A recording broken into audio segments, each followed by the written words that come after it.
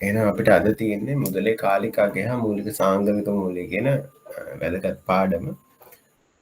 එතකොට මේ පාඩමේ කොටස් දෙකක් තියෙන මුලින් මුදලේ කාලිකාගේ ඉගෙනගෙන ඊට පස්සේ අපි NPV ගැටලු ටිකකුත් සාකච්ඡා කරන්න තියෙනවා ඊට අදාළ සිද්ධාන්ත ටිකත් ඉගෙනගෙන. එතකොට මේ පාඩමේදී මුලින්ම අපි තේරුම් ගන්න බලමු මේ මුදලේ කාලිකාගේ මුදලට කාලිකාගයක් තියෙනවා කියන්නේ මොකක්ද කියන එක. දැන් මේක ගැන අපි කතා කළොත් එහෙම දැන් ඕගොල්ලන්ට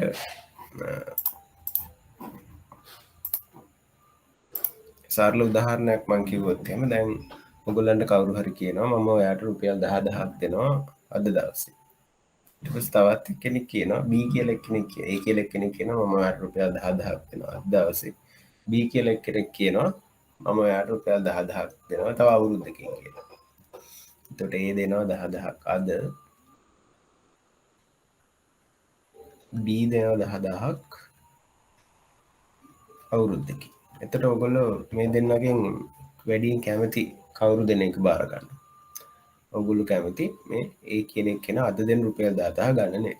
ඒක ස්වභාවිකවම අපි දන්නවා එච්චර හිතන්නේ නැතුවම අපි දැන් මේක මගයක් හම්බ වෙන්නේ. එතකොට අනිවාර්යෙන් අපි අද හම්බෙන දේ පරිභෝජනය කරන්න තමයි කැමතිනේ. ඒතර මේකට හේතුව මොකක්ද? මේකට හේතුව තමයි මිනිස්සු ස්වභාවිකවම වර්තමාන පරිභෝජනය සඳහා දක්වන රුචිකත්වය වැඩි අනාගත දවසක පරිභෝජනය කරනට වඩා. ඒක ඉතින් සාධාරණයිත් එක්ක නේද? මොකද හේතුව? මොකද අනාගතයේ දවසක පරිභෝජනය කරන කෙනෙකුට විවිධ අනිශ්චිතතා තියෙන්න පුළුවන්. එතකොට ඊට අමතරව මේ අපි මේ මිනිස්සුන්ගේ ස්වභාවික රුචිකත්වය ගැන හිතන එකට අමතරව ඊට අමතරව වෙනත් සාධක තියෙන්න පුළුවන්. මොකද දැන් අද දවසේ රුපියල් 10000කින් සමහර ලාවට ඔයගොල්ලන්ට අපිට මාසයක් ජීවත් වෙන්න අවශ්‍ය ආහාර ද්‍රව්‍ය ගාලා ලබා ගන්න පුළුවන් වෙන්න පුළුවන්. හැබැයි ලබන අවුරුද්දේ තව අවුරුද්දකින් රුපියල් 10000ක් හම්බුනාට ඒ 10000න් මාසෙකට අවශ්‍ය ආහාර ද්‍රව්‍ය ලබා ගන්න බැරි වෙන්න පුළුවන්. මදි වෙන්න පුළුවන් 10000ක් නෙවෙයි. ඊට වඩා වැඩි ගාණක් අවශ්‍ය වෙන්න පුළුවන්. එතකොට ඒ කියන්නේ මොකද්ද? උද්දමනය නිසා භාණ්ඩ හා සේවා මිල වැඩි වෙන හින්දා එක මුදලකින් අද කරන දේ තව අවුරුද්දකින් කරන්න බැරි වෙන්න පුළුවන්. ඊට අමතරව දැන් අවුරුද්දකින් හම්බ වෙනවා කියලා කියන එකේ අවදානම් තියෙනවා නේද? දැන් මේ දිනවා කියන මනුස්සයට මොනවා හරි වෙන්න පුළුවන්. ඊට අමතරව එයා ගාව දෙන්න සල්ලි නැති වෙන්න පුළුවන්. ඔය වගේ විවිධාකාර හේතුන් හින්දා අපි අද දවසේ හම්බෙන රුපියල් 10000කට වැඩි වටිනාකමක් අපි දෙනවා. ඒතර දැන් ඕගොල්ලන්ට එතකොට තේරෙනවා මේ 10000 දෙකේ නාමික අගේ මේ මුදල් කොළ අගේ 10 කොළ වලින් 10 කොළ 10 10 කොළ 10 ඒකීගේ අවස්ථා දෙකේ ඉන්නේ. හැබැයි ඒ වුණාට මේ අද දවසේ හම්බෙන 10000ට අපි වැඩි වටිනාකමක් දෙනවා කියලා. ඒත් මේ වටිනාකම් මුදලට මේ වටිනාකම් වෙනස එන්නේ මොකක් හින්දාද? මුදලට මේ වටිනාකම් වෙනස එන්නේ කාලයත් එක්ක නේද? ඒතර එන්නේ හින්දා තමයි අපි කියන්නේ මේ මුදලට කාලික අගයක් තියෙනවා කියලා.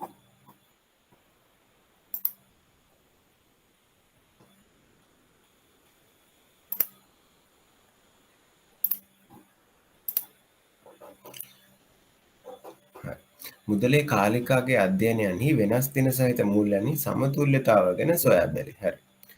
දැන් එතකොට අපි දැක්කා මේ මුදලට කාලිකාගයක් තියෙනවා කියලා. එතකොට අපි තව උදාහරණයක් ගමු. තව උදාහරණයක් කියනවා ඒ කියන පුද්ගලයාම දැන් අද දවසේ ඒ කියන පුද්ගලයා වසරකින් අපිට ලබා දෙනවා රුපියල් 15000ක මුදලක්. B කියන පුද්ගලයා වසර දෙකකින් අපිට ලබා දෙනවා රුපියල් 18000ක මුදලක්. දැන් එතකොට අපිට හිතන්න අවශ්‍යතාවයක් කියන්න පුළුවන් මේ දෙකකින් අපි බාරගන්නේ මොකක්ද කියලා තීරණය කරන්න අපිට වැඩි වටිනාකමක් තියෙන මොකක්ද කියලා තීරණය කරන්න වෙනවනේ. දැන් එතකොට බැලුවමට දැන් B ගේ නාමිකාගේ වැඩි. දැන් අපි මුදලේ කාලිකාගයක් තියෙන හින්දා අපි එකපාරටම නිගමනයකට එළඹෙනවා මේ 18000 බාර ගන්න කියලා. නැහැ නේද? මොකද සමහර විට මේ අවුරුදු දෙකකින් හම්බෙන 18000ට වඩා අවුරුදු දෙකකින් හම්බෙන 15000 අපිට වටිනා වෙන්න පුළුවන් නේද? එතකොට මේ වගේ තීරණයක් ගනිද්දී අපි මොකද කරන්න ඕනේ? අපි මේ මුදල් දෙකම එක දවසකට ගෙනල්ලා ඉවරලා වටිනාකම බලන්න ඕනේ. එතකොට මේ ඇවිල්ලා මේ මේ ඇවිල්ලා මේ එක එක වෙනස් දින සහිත මූල්‍යයන් මේ අවුරුද්දක දින අවුරුද්දකින් පස්සේ දවසක මූල්‍යයක් මේ අවුරුදු දෙකකින් පස්සේ දවසක මූල්‍යයක්. එතන මෙන්න මේ වෙනස් දින සහිත මූල්‍ය අගයන් වලදී අගයන් වල සමතුලිතතාවය. ඒ කියන්නේ ඒගොල්ලන්ගේ මොකක් හරි එක දවසකදී අපි දෙන ලද දවසකදී ඒ අගයන් වල වටිනාකම බැලීමේ සංකල්ප තමයි අපි මේ මුදලේ කාලික අගය අධ්‍යයනය මගින් තේරුම් ගන්න උත්සාහ කරන්නේ. ඒතර අපිට දැන් මේ උදාහරණ දෙන්න පුළුවන් අපිට පුළුවන් මේ 15000 අද වටිනාකම් බලන්න. අද දවසේ මේ 15000 මේ අවුරුද්දකින් හම්බෙන මේ 15000 අපිට අද දවසේ වටිනාකම් බලන්න පුළුවන්. 18000 ඒ විදිහට අද දවසේ වටිනාකම් බලන්න පුළුවන්. ඊට පස්සේ අපිට පුළුවන් තීරණයකට එළවෙන්න. හරි. අනිකුත් සියලු තත්ත්වයන් සමාන විට කිසියම් පුද්ගලයෙක් යම් මුදලක් අනාගතයේ දිනකට වඩා වර්තමානයේ ලබා ගැනීමට දක්වන රුචිකත්වය යන අදහස පදනම් වී ඇත. එතකොට මේක තමයි මූලික පදනම නේද? මිනිසාගේ තියෙන ස්වභාවික කැමැත්ත කලින් පරිභෝජනය කරන්න. ඕක තමයි මුදලේ කාලික අගයට මූලික හේතුව. ඊට අමතරව මං කිව්වා වගේ උද්දමනයේ තියෙන අවදානම් සහගත ස්වභාවයන් වගේ තවත් අනිකුත් කාරණාත් මේකට දායකත්වයක් දක්වනවා. ඒ අනුව අද දවසේ ලැබෙන රුපියල් 100ක් අනාගතයේදී ලැබෙන රුපියල් 100කට සමාන නැත. මේ මත පදනම් වී පොලි හෙවත් මුදලේ පිරිවැය යන සංකල්පය ගොඩනැගේ. හරි. දැන් අපි දැක්කා අපිට ඕනේ මේ විවිධ කාලයන් වලදී හම්බෙන මුදල් ප්‍රමාණයන් අතර වෙනස ගලපන්න මොකක් හරි අපිට ඕන කරන මොකක් හරි සංකල්පයක්.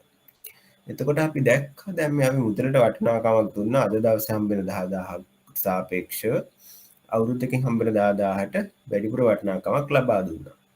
එතකොට මේ වටිනාකමක් ලබා දෙනවා කියලා කියන්නේ මොකක් හරි ගෙවීමක් ඒ කියන්නේ අමතර ගෙවීමක් සිද්ධ වෙනවනේ. ඒ කියන්නේ අමතර බර තැබීමක් සිද්ධ වෙනවා අද දවසේ වටිනාකමට. ඒ කියන්නේ අද දවසේ හම්බෙන මුදලට. එතකොට මෙන්න මේක මත පදනම් වෙලා තමයි මේ පොලිය කියන සංකල්පය ගොඩනැගිලා තියෙන්නේ. ඒ කියන්නේ දැන් අපිට අද දවසේ හම්බෙන 10000ට සමාන වටිනාකමක් සහිතව අවුරුද්දකින් කවුරු හරි මුදලක් දෙන්න ඕන නම් අපි ඉල්ලනවා 10000ට වැඩි මුදලක්. ඒ දැන් අපිට අද දවසේ 10000ට යම්කිසි වටිනාකමක් තියෙනවා. හැබැයි අවුරුද්දකින් හම්බෙන 10000ටත් අපි මේ 10000 වටිනාකම දෙන්න සූදානම් නැහැ. අපි ඉල්ලන තවත් අමතර මුදලක් මේකට එකතු කරලා දෙන්න කියලා. මෙන්න මේක තමයි මේ පොලිය කියලා කියන්නේ. ඒතර මේ පොලිය කියලා කියන්නේ මුදලේ පිරිවැය. ඒ කියන්නේ අපි දැන් මොකක් හරි භාණ්ඩයක් ගත්තාම අපි භාණ්ඩයකට මොකක් හරි මිලක් තියෙනවානේ. ඒතර අන්න ඒ වගේ මේ මුදලේ මිල තමයි මේ පොලිය කියලා කියන්නේ. මේ පොලිය කියන සංකල්පය තමයි මුදලේ පිරිවැය. නැත්නම් මුදලේ මිල කියන එක. කියන්නේ දැන් 10000 අපි අවුරුද්දකින් ලබා ගන්නවා කියලා කියන්නේ අපි ඒ 10000 අද ලබා ගන්න නෑනේ. එතකොට අපි අවුරුද්දක් ඒ මුදල අනිත් එක්කෙනාට මේ B කියන එක්කෙනාට තියාගන්න දෙනවා වෙනුවට එයා අපිට යම්කිසි ගෙවීමක් කරන්න ඕනේ. අන්නේ ගෙවීම තමයි මේ මුදලේ පිරිවැයවත් පොලිය විදියට ගොඩනැගෙන්නේ. ඉහත කරුණු අනුව මූල්‍ය ප්‍රවාහයන් සංසන්දනය සිදු කළ යුත්තේ ඒවායේ වර්තමාන අගයන් මත පදනම් බලන්න.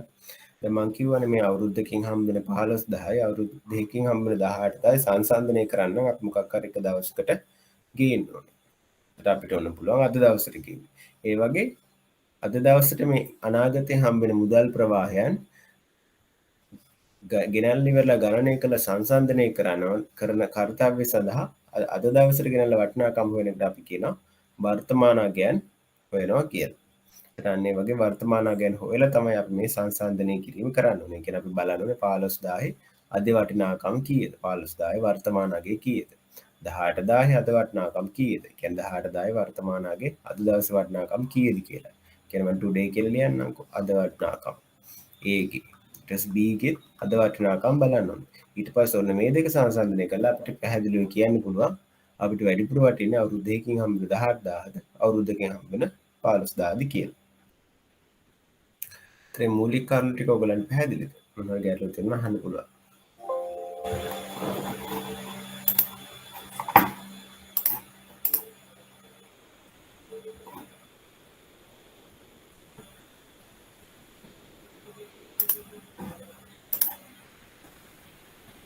හරි දැන් අපි ඊට පස්සේ දැන් අපි වර්තමාන අගය ගැන කතා කළේ.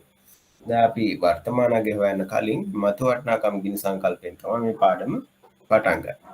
ඒතර මතු වටිනාකම් කියලා කියන්නේ දැන් ඔයගොල්ලෝ දන්නවා පොලියක් කියලා දෙයක් මම දැන් හඳුන්වලා තියෙනවා. පොලියක් කියලා කියන්නේ මොකක්ද? මුදලක් කවුරු හරි කාටට ලබා දුන්නා. එහෙම නැත්නම් තමන් ලබා ගන්න නැතුව හිටියාම එතකොට මේ මුදල තවත් කාලයකට පස්සේ තමන්ට හම්බ වෙනවා නම් අර මුලින් කලින් පරිභෝජනය නොකලට හරියන්න අමතර කීපයක් අමතර මුදලකුත් එක්ක තමයි අපිට ලැබෙන්නේ. කියන්නේ දැන් උදාහරණයක් විදිහට කිව්වොත් එහෙම අපි ගිහිල්ලා ඉවරලා බැංකුවේ රුපියල් 10000ක් තැන්පත් කරනවා අවුරුද්දකට කියන එකේ තේරුම මොකක්ද? අපි අද දවසේ මේ රුපියල් 10000 තැන්පත් කරන්නේ නැතුව ගෙනහිල්ලා ඉවරලා බැංකුවට ලබා දෙනවා. එතන බැංකුවට පුළුවන් මේ රුපියල් 10000 පරිභෝජනය කරන්න අවුරුද්දක් වෙනකන් නේද? එතකොට මේ බැංකුව පරිභෝජනය කරනවා කියලා ඇත්තට වෙන්නේ මොකද්ද? බැංකුව කාටවත් ණයට දෙනවා නේ. එතකොට ඒක බැංකුව පරිභෝජනය කිරීමක් නේ. එතකොට බැංකුව මේක පාවිච්චි කරන වෙනුවෙන් අපිට ගෙවන්න ඕනේ යම්කිසි මුදලක්. ඒ කියන්නේ මුදලට අදාළ මිලක් ගෙවන්න ඕනේ. ඔන්න ඔය මිල තමයි පොලී කියලා මම කිව්වා. එතකොට මතු වටිනාකම කියලා කියන්නේ දැන් අපි අවුරුද්දකට පස්සේ ගිහිල්ලා බැංකුවේ නෝක ආපහු ඉල්ලනවානේ. එතකොට බැංකුවෙන් ආපහු අපි ඔක ඉල්ලනකොට අර මුදලට අදාළ මිල රුපියල් 10000ට අදාළ බැංකුව ගෙවිය යුතු මිලත් එකතු කරලා තමයි අපිට රුපියල් 10000 දෙන්නේ. 10000 දාන පොලි. අන්න ඒක තමයි අපේ රුපියල් 10000යි අවුරුද්දකින් පස්සේ තියෙන අනාගත වටිනාකම. ඕකට තමයි මතු වටිනාකම කියලා කියන්නේ. ඒතර මතු වටිනාකම යනු යම්කිසි පෙයින් පිරයක් මත වර්ධනය වන්නා මුදලක කිසියම් කාලයකට පසු වටිනාකමයි. දැන් මම මේ අවුරුද්දක උදාහරණයක් ගත්තේ. මේක අවුරුද්දක් වෙනව අවශ්‍යතාවක් නැහැ. අවුරුද්දක් වෙන්න පුළුවන්, 10ක් වෙන්න පුළුවන්, 15ක් වෙන්න පුළුවන්. අන්න කිසියම් කාලයකට පස්සේ අද දවසේ අපි ලබා දුන්න මුදලේ වටිනාකම තමයි මතු වටිනාකම යටතේ හොයන්නේ අපි. එතකොට ඒකට බලපාන ප්‍රධානම සාධකය මොකද්ද? මේ යම්කිසි පෙයින් පිරිවැය කියන එක. ඒ කියන්නේ කොච්චර මිලක් අපේ මුදලට ලබා දෙනවද? මිල කියන්නේ මොකද්ද? පොලිය. කොච්චර පොලියක් ලබා දෙනවද කියන එක මත මේ මතු වටිනාකමගේ වෙනස් වෙනවා. එතකොට ඒකට අපිට දීලා තියෙනවා සරල සූත්‍රයක්. බලන්න. FV සමානයි PV ධන PV වතාවක් 1 ධන R.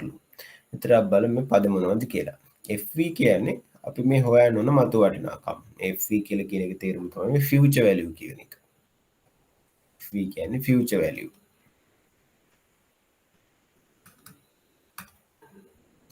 එතකොට කාල පරිච්ඡේදයේ අවසානයේ ආයෝජනයේ වටිනාකම. දැන් මේ අපි මොකක් හරි කාල පරිච්ඡේදයකට පස්සේ මතු වටිනාකම තමයි අපි මේ හොයන්නේ.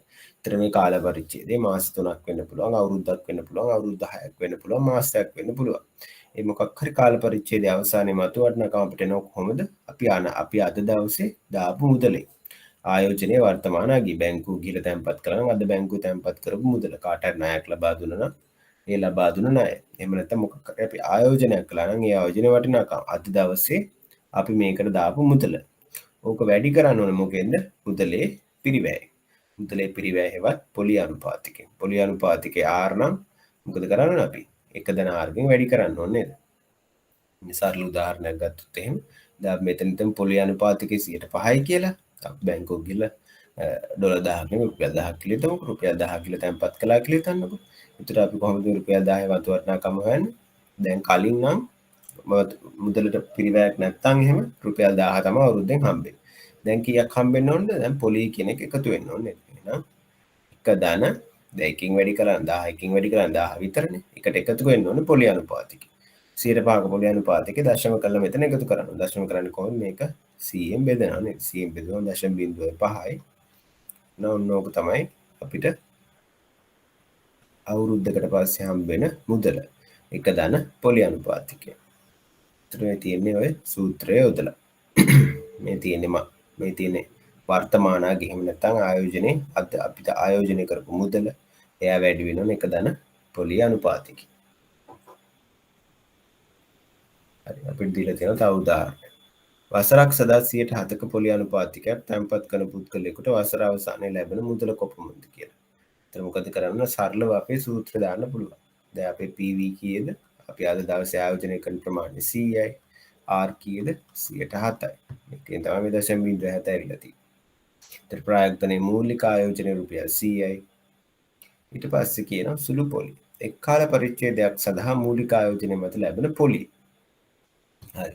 දැන් අපි මේ දක්වා මෙතෙක් මේ කතා කළේ හැමතිස්සෙම මොකක් හරි කාල පරිච්ඡේදයකට පස්සේ හම්බෙච්ච පොලිය නේද? මාස 3ක් වෙන්න පුළුවන්, අවුරුදු 2ක් වෙන්න පුළුවන්, අවුරුදු 5ක් වෙන්න පුළුවන්. ඒ කාල පරිච්ඡේදයට පස්සේ අපිට හම්බෙන මුදල තමයි අපි මේ මතු වටිනාකම යටතේ හෙව්වේ.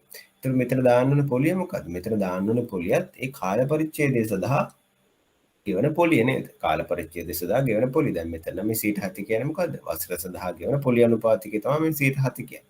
ඒක අපිට වසරකට පස්සේ මුදල ආවේ. ඒතර හැමතිස්සෙම මෙන්න මේක මතක තියාගන්න ඕනේ. දැන් මේ දම මෙතන දාන පොලිය අනුපාතිකය මොකද්ද?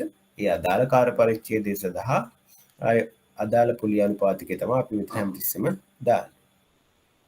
ඊට පස්සේ අපිට පේනවා දැන් මේ 107 එන්නේ කොහොමද කියලා අපිට පේනවා මේ සූත්‍රයෙන් තමයි අපිට එන්නේ මූලික ආයෝජන වැඩි කරනවා පොලි අනුපාතිකය. එක දන පොලි අනුපාතිකය. ඊට පස්සේ අපි මේ 107 කඩලා බලමු පොලි කීයක් ඉන්නවද කියලා.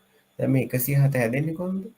මේ 107 ඇතුලේ ඉන්නවා අපි මුලින් ආයෝජනය කරපු රුපියල් 100 ඉන්න ඊට අමතරව රුපියල් 7ක පොලියක් කියලා. මේ තමයි අපිට හම්බෙන පොලි අනුපාතිකය. දැන් කවුරු හරි කියවනම් අපිට පොලි විතරක් හොයන්න කියලා අපි මොකද කරන්නේ? පොලි විතරක් හොයන්න කරන අපි කරන්නේ අපේ මූලික ආයෝජනය අපි ඒකට එක දනාර්ගයෙන් වැඩි කරන්න ඕනේ. කිලිම පොලි අනුපාතිකයෙන් වැඩි කරපුවා අපිට රුපියල් 7 හම්බ වෙනවා. එතකොට එක දනාර්ග කියන්නේ සම්පූර්ණ මුදලම අවශ්‍ය නැහැ. R විතරක් R ගෙන් විතරක් වැඩි කරන අපිට පොලි ප්‍රමාණය විතරක් ලැබෙනවා. එතන අපිට පේනවා මේ මතු වටිනාකම හැදෙන්නේ මූලික ආයෝජනයේට අපි පොලි ඉපයුම එකතු කළාම තමයි මතු වටිනාකම සම්පූර්ණාගේ ලැබෙන්නේ කියලා.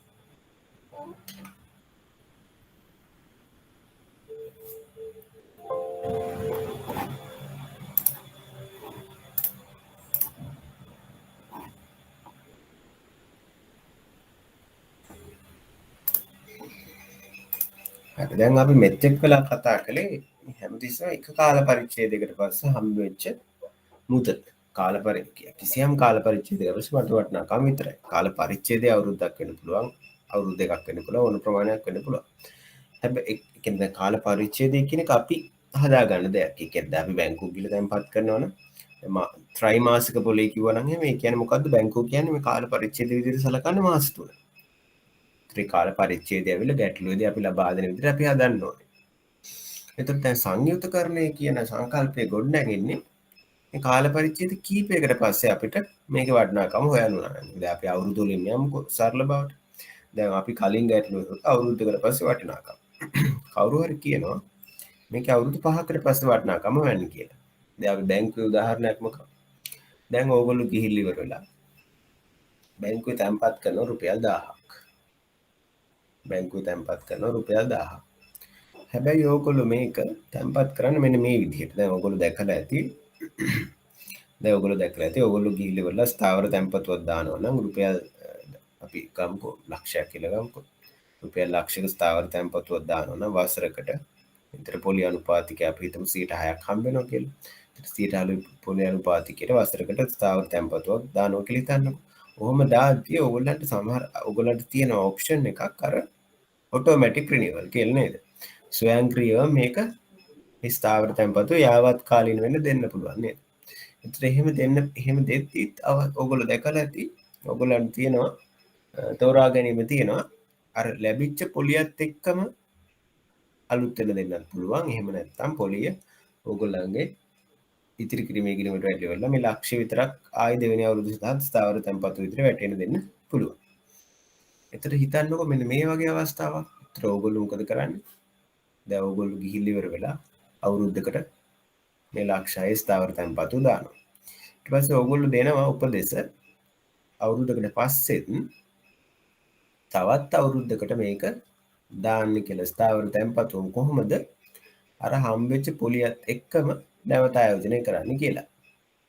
කියන්නේ කලින් අවුරුද්දේ හම්බෙච්ච ලක්ෂය ධන පොලිය දෙවෙනි අවුරුද්දේ ආයෙත් ස්ථාවර තැන්පතුවක් දාන්න කියලා ඔයගලන්ට උපදෙස් දෙන්න පුළුවන්. එතකොට මෙන්න මේ වගේ අවස්ථාවකදී අවුරුදු දෙකකට පස්සේ එන පොලිය කීයද කියලා ඔයගොල්ලන්ට දැන් මුලදිම හොයා ගන්න අවශ්‍යතාවයක් මතුවෙන්න පුළුවන්. මෙන්න මේ වගේ අවස්ථාවකදී අපිට හොයන්න ක්‍රමය මොකද්ද? සංයුතකරණය නේද? එතකොට මේ සංයුතකරණයේදී වෙන්නේ මොකද්ද? සංයුතකරණයේදී වෙන්නේ මේ පොලිය ප්‍රතිආයෝජනය වෙනවා. උදාහරණයක් විදිහට කිව්වොත් දැන් අපි බලමු මේක ගැටලු හදලා. දැන් අවුරුද්දකට පස්සේ අපි බලමු වටිනාකම් කීයද කියලා. දැන් අපි ලක්ෂයක් තමයි ගෙනහිලා දැම්මේ. ගාලි වරලා 1.06යි. 1.06. එතන කීය දෙන්න අපිට එනවා 1,06,000ක් එනවා අවුරුද්දකට පස්සේ වටිනාකම. අවුරුද්දකට පස්සේ වටිනාකම 1,06,000යි. ඊට පස්සේ අවුරුදු 2කට පස්සේ වටිනාකම. දැන් අපි මොකද දීලා තියෙන උපදේශ බැංකුවට මේ 1,06,000ම අරගෙන ඉවරලා ආයෙත් ස්ථාවර තැන්පතුවක් දාන්න කියලා අවුරුද්දකට. එතකොට ඔන්න දැන් අවුරුදු 2කට පස්සේ අපි වටිනාකම හොයන්න යනවා. අවුරුදු 2කට පස්සේ වටිනාකම දැන් හොයන්නේ කොහොමද අපි? දැන් බැංකුව දාන්නේ කීයද? 1,06,000. ඒතර 1,06,000 වැඩි කරන්න වෙනවා. ආයෙත් පාරක් අර අවුරුදු දෙවෙනි අවුරුද්දටත් මේ විදිහටම පොලිය හම්බ වෙනවා. හරි. එතකොට කීයක් හම්බ වෙනවද අපිට?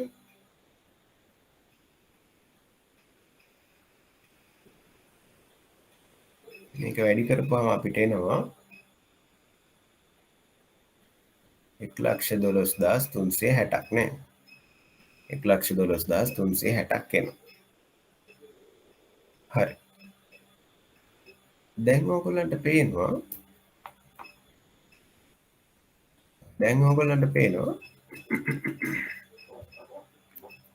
දැන් මේ වටිනාකම දෙවෙනි අවුරුද්දේ වටිනාකම කෙලින්ම ඕගොල්ලෝ දෙවෙනි අවුරුද්දේ වටිනාකම කෙලින්ම ඕගොල්ලෝ හෙව්වා. හරි. දැන් මේ හොයද්දි මොනවද පාවිච්චි කළේ? දැන් මේ පළවෙනි අවුරුද්ද අවසානයේදී වටිනාකම කොහොමද ඔයගොල්ලෝ හෙව්වේ? සරලව ඔයගොල්ලෝ දන්න සූත්‍රය දාලා ඉවරලා හෙව්වා. ඉතින් සරලව ඔයගොල්ලෝ දාපු සූත්‍රය තිබ්බේ මොනවද? වර්තමාන අගයේ ලක්ෂ්‍ය වැඩි කළා 1 ධන R ගෙන් වැඩි කළා. ඒතර මේ විදිහට ආවා. දැන් මෙතන මේ දෙවෙනි අවුරුද්දට යද්දී මොකද වෙලා තියෙන්නේ කියලා බලන්න. දෙවෙනි අවුරුද්දට යද්දී මේ 1,06,000 කියන්නේ මොකද්ද? මේ 1,06,000 කියලා කියන්නේ පළවෙනි අවුරුද්දේ අගය නේද?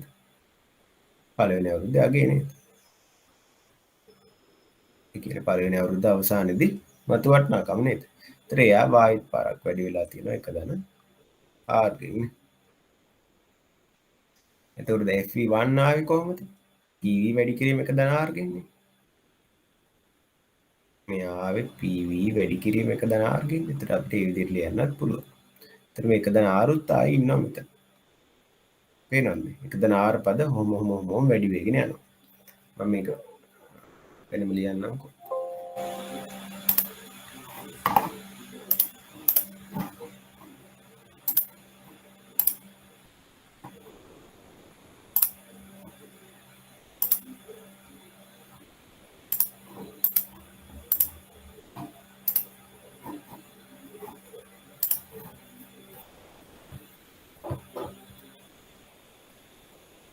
දැන් ඔයගොල්ලෝ දැක්කා ලක්ෂයක් තමයි මේ විදිහට තැන්පත් කළේ 6% පොලි අනුපාතිකයෙන් අවුරුද්දක් සඳහා.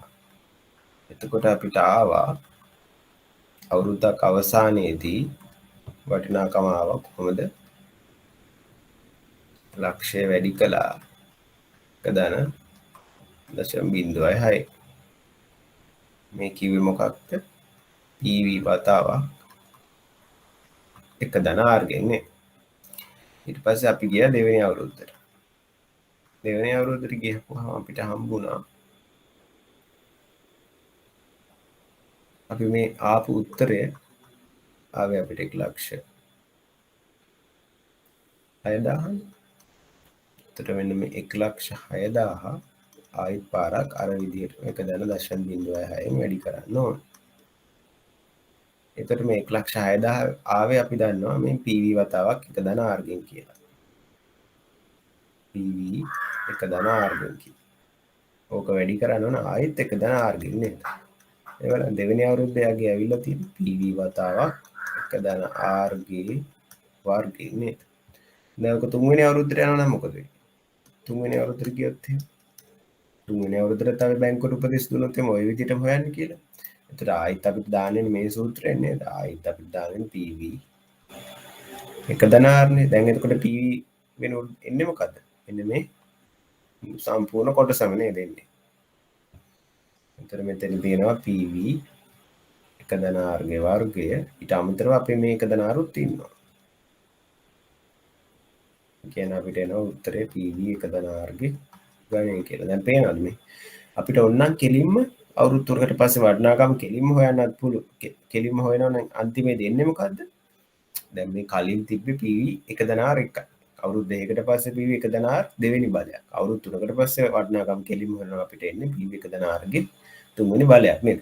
ඒතර අපිට සාධාරණව පේනවා අවුරුදු n ගණනකට පස්සේ වටිනාකම් හොයන්න කියලා කවුරු හරි කිව්වනම් අපිට එකපාරම හොයන්න පුළුවන් PV 1/2. හැබැයි මොකද වෙනස් වෙන්න ඕනේ? බලයෙන් වෙන්න ඕනේ. එච්චරයි වෙනසක් එන්නේ නේද?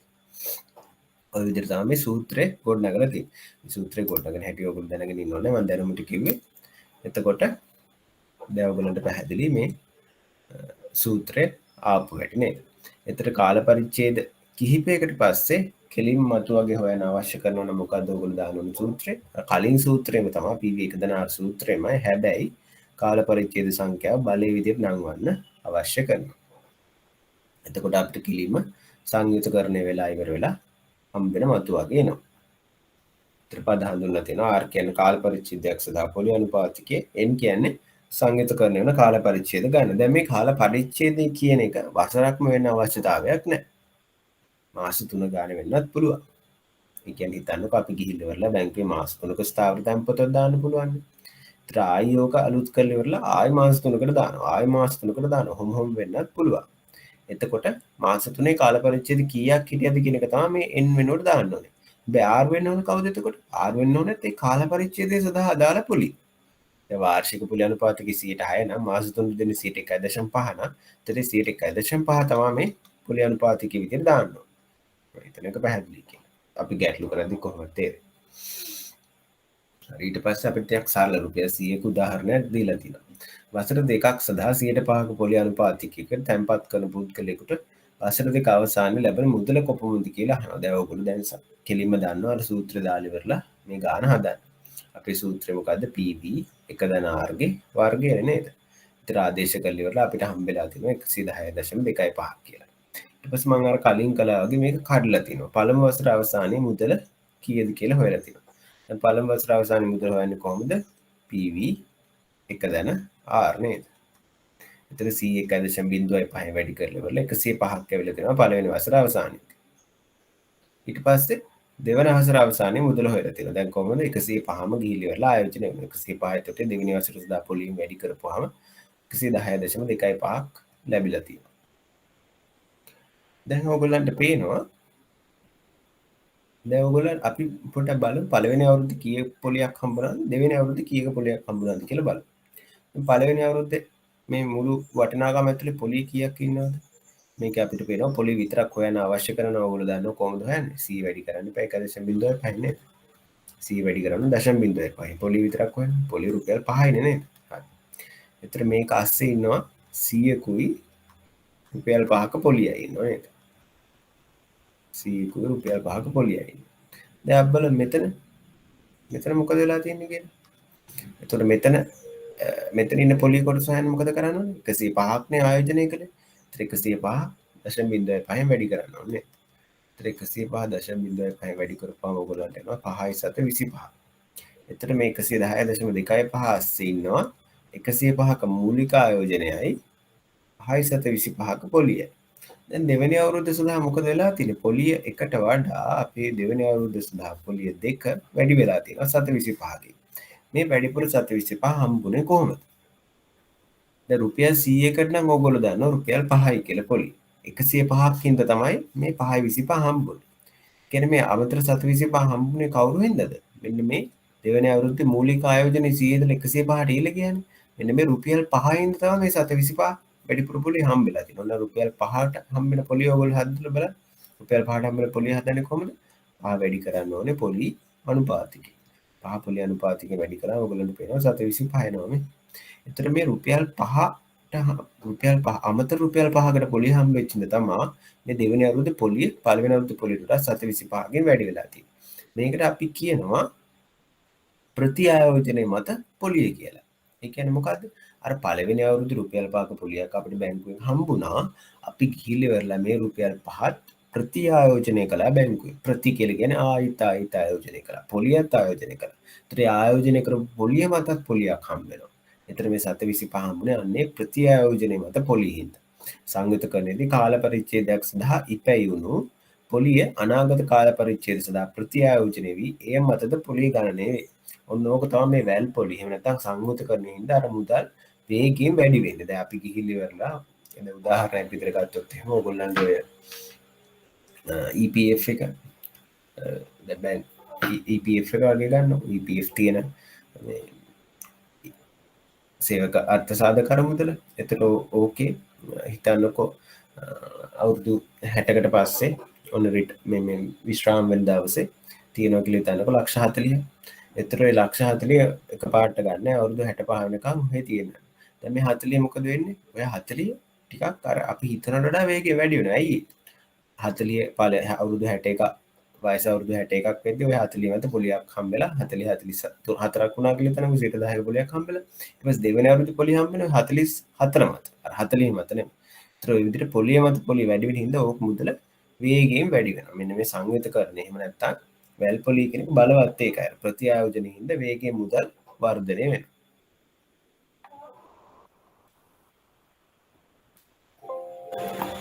ගැටලු නැහැ මේ දක්වා. අද තියෙන ගොඩක්ම සිද්ධාන්ත කරුණු. එතකොට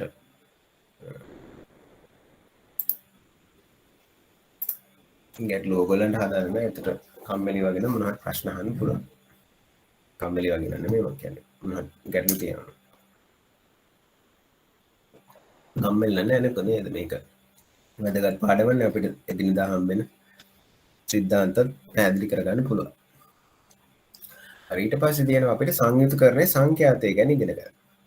දැන් මේ සංයුතකරණ එකත් දැන් මම මේ කලින් උදාහරණ දෙකේදීම ගත්තේ මේ අවුරුද්දකට පාරක් සංයුතකරණය වෙන උදාහරණයක් ගත්තේ. පළවෙනි අවුරුද්ද අවසානයේදී ආපහු ගිහිල්ලා ප්‍රතිආයෝජනය කරන මේ වගේ අවස්ථාවක් තමයි ගත්තේ.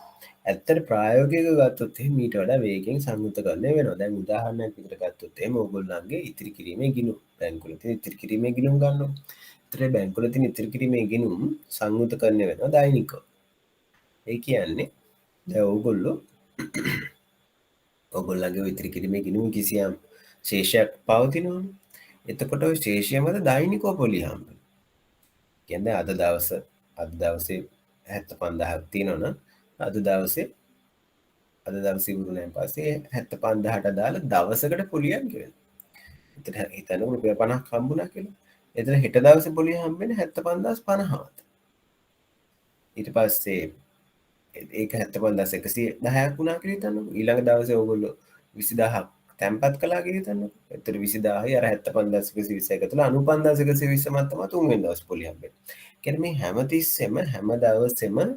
හැම දවසෙම පොලිය ගණනය කරලා ඉවරලා තැන්පත් වෙනවා.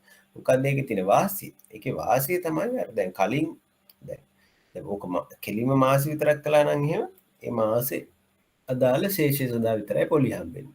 හැබැයි දැන් වෙන්නේ මොකද්ද? දවසක් සඳහා පොලිය ගන්න කළාම දෙවෙනි දවස ගත්තොත් එහෙනම් අර පළවෙනි දවසේ පොලිය සඳහා පොලියක් හම්බෙනවා. අර කලින් මගේ 105 උදාහරණේ 105 උදාහරණේ දෙවෙනි අවුරුද්දේ රුපියල් 5 සඳහා පොලිය හම්බුනේ. ඒ වගේ පොලිය මත පොලිය වැඩිපුර හම්බෙනවා වැඩි සංඛ්‍යාතයකින් සංයුතකරණය කරන්න. තේරෙනව නේද? නිතර සංයුතකරණය කරන්න මොකද? නිතර පොලිය තැන්පත් වෙනවා. නිතර පොලිය තැන්පත් වෙන මොකද වෙන්නේ? ඒ පොලිය මතත් පොලිය හම්බෙනවා නේද? ඒක අපිට වාසිදායකයි නේ. නිතර සංයුත කරනවා කියන අපිට වාසිදායකයි. එතකොට අපි බලමු මේ සංයුතකරණයේ සංඛ්‍යාතය දාලා ඉවරලා කොහොමද අපි සූත්‍රයක් ගන්න කියලා කෙලින්ම මතු වගේ හොයන්න. එතන අපිට පටන් අරගෙන තියෙනවා අපේ සරල සූත්‍රයෙන්. අපි දැන් දන්නවා n වසර ගණනකට පස්සේ මුළු මුදල කීයද කියන එක එන්නේ අපේ මෙන්න මේ සූත්‍රයෙන් කියලා. මොකද්ද අපේ සූත්‍රය? PV 1/r ගේන්න. මේ සූත්‍රය දැන් ඔයගොල්ලෝ ගොඩනගන හැටි දන්නවා. ඊට පස්සේ අපි බලමු සරල අවස්ථාවක් අරගෙන බලමු අපිට පුළුවන් ද කියලා සංයුතකරණයේ සංඛ්‍යාතය සඳහා සමීකරණ ලබා ගන්න. පොලිය ගෙවීම අර්ධවාර්ෂිකව සිදුවන්නේ යයි සිතමු. එවිට ආයෝජනයේ වසරක දෙවරක් සංයුතකරණය වේ. සරල අවස්ථාව තමයි අපි හිතනවා. දැන් කලින් නම් අපි හිතුවේ බැංකුව අවුරුද්ද ඉවරනන් පස්සේ තමයි පොලිය ගෙවන්නේ කියලා. එහෙම නැතුව අපි හිතමු අවුරුද්දකට දෙපාරක් පොලිය ගෙවනවා කියලා. අවුරුද්දකට දෙපාරක් පොලිය ගෙවනවා කියලා අපි හිතමු. එතකොට අවුරුද්දකට දෙපාරක් පොලිය ගෙවනවා කියලා හිතුවා කියලා කියන්නේ මොකද වෙන්නේ? මාස 6කට පාරක් පොලිය ගෙවීම සිද්ධ වෙනවා නේද? ඒ කියන්නේ මොකද වෙන්නේ? මාස 6කට පස්සේ පොලියක් අපේ ගිණුමට හම්බ වෙනවා. එතකොට අන්න ඒ පොලිය මතත් දෙවෙනි මාස 6 සඳහා පොලිය ගෙවීම සිද්ධ වෙනවා නේද? දෙවෙනි මාස 6 සඳහා පොලිය ගෙවීමක් සිද්ධ වෙනවා. එතකොට දැන් අපි අවුරුද්ද කියන කාල පරිච්ඡේදය කැඩුනා මාස 6 කොටස් දෙකකට.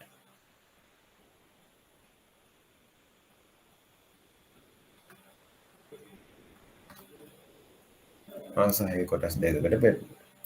දැන් අපිට අර කලින් සූත්‍රයම මේකට දාන්න පුළුවන් චුට්ටක් වෙනස් කරලා.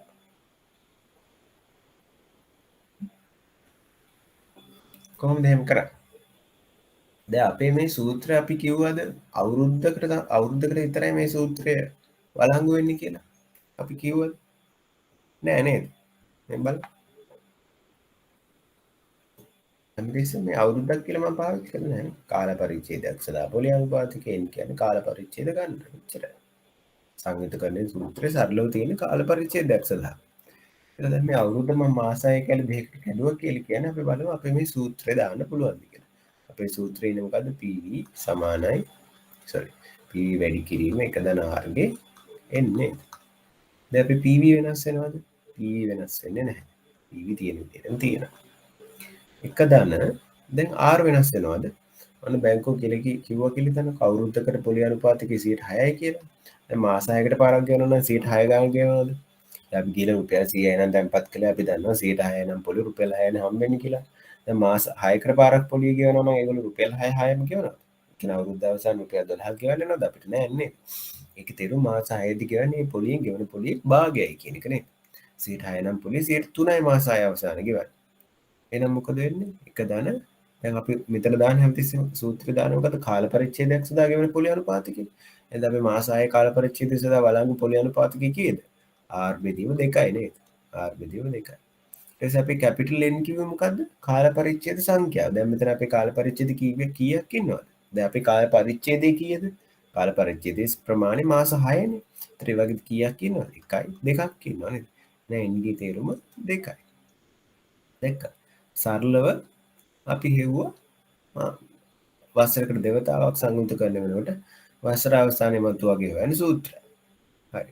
දැන් මේ හෙව්වේ වසරක් සඳහානේ. හිතන්නකෝ වසර දෙකක් තිබ්බා කියලා. එහෙමනම් මොකද වෙන්නේ? මේ තව කෑලි දෙකක් එනවා. තව කෑලි මම පොඩිට ඇඳලා මේවත් මාස 6 ඒවා. මාස 6යි මාස 6යි. එතකොට දැන් අපි කලින් සූත්‍රයෙන් දාගෙන PV තියෙනවා. ඒ විදිහටම එක දන්න දැන් කාල පරිච්ඡේදයක් සදා පොලි වෙනසක් සිද්ධ වෙනවද? නැහැ. වසරකට පොලි 6 නම් මාස 6කට පාරක් 3 ගන්න ගියා. R පිටිම 2යි. දැන් කාල පරිච්ඡේද කීයක් කියලා 2යි 2යි 3යි 4ක් කියනනේ. මම මේ 4 2 වැඩි කිරීම 2 කියලා ලියන්නම්කෝ. රටාවක් පෙන්නන්න. මේ බලන්න මේ මොකද වෙලා තියෙන්නේ? මේ 2 කියන එක හැමතිස්සෙම පොදුව ඉන්නවා. කියන්නේ වසරකට දෙපාරක් සංයුතකරණය වෙන හින්දා පොලිගෙන් වසරකට දෙපාරක් සිදුවෙනද මේ 2 කියන එක හැමතිස්සෙම ඉන්නවා මෙතන. ඊට පස්සේ 2 වැඩි වෙන්න ඕනේ වසර සංඛ්‍යාවෙන්. දැන් මෙතන පළවෙනි අවස්ථාවේ එක වසරක් විතරක් හිටෙමින් 2 වැඩි කිරීම 1යි. දෙවෙනි වසරේදී අවුරුදු දෙකක් කියන 2 වැඩි කිරීම 2යි. මේක තවත් පැහැදිලි වෙන මම අවුරුදු 3 උදාහරණයක් ගන්නකො තවත් මාස 6 තුන දෙකක් ඉන්නවා කියලා හිතන්න.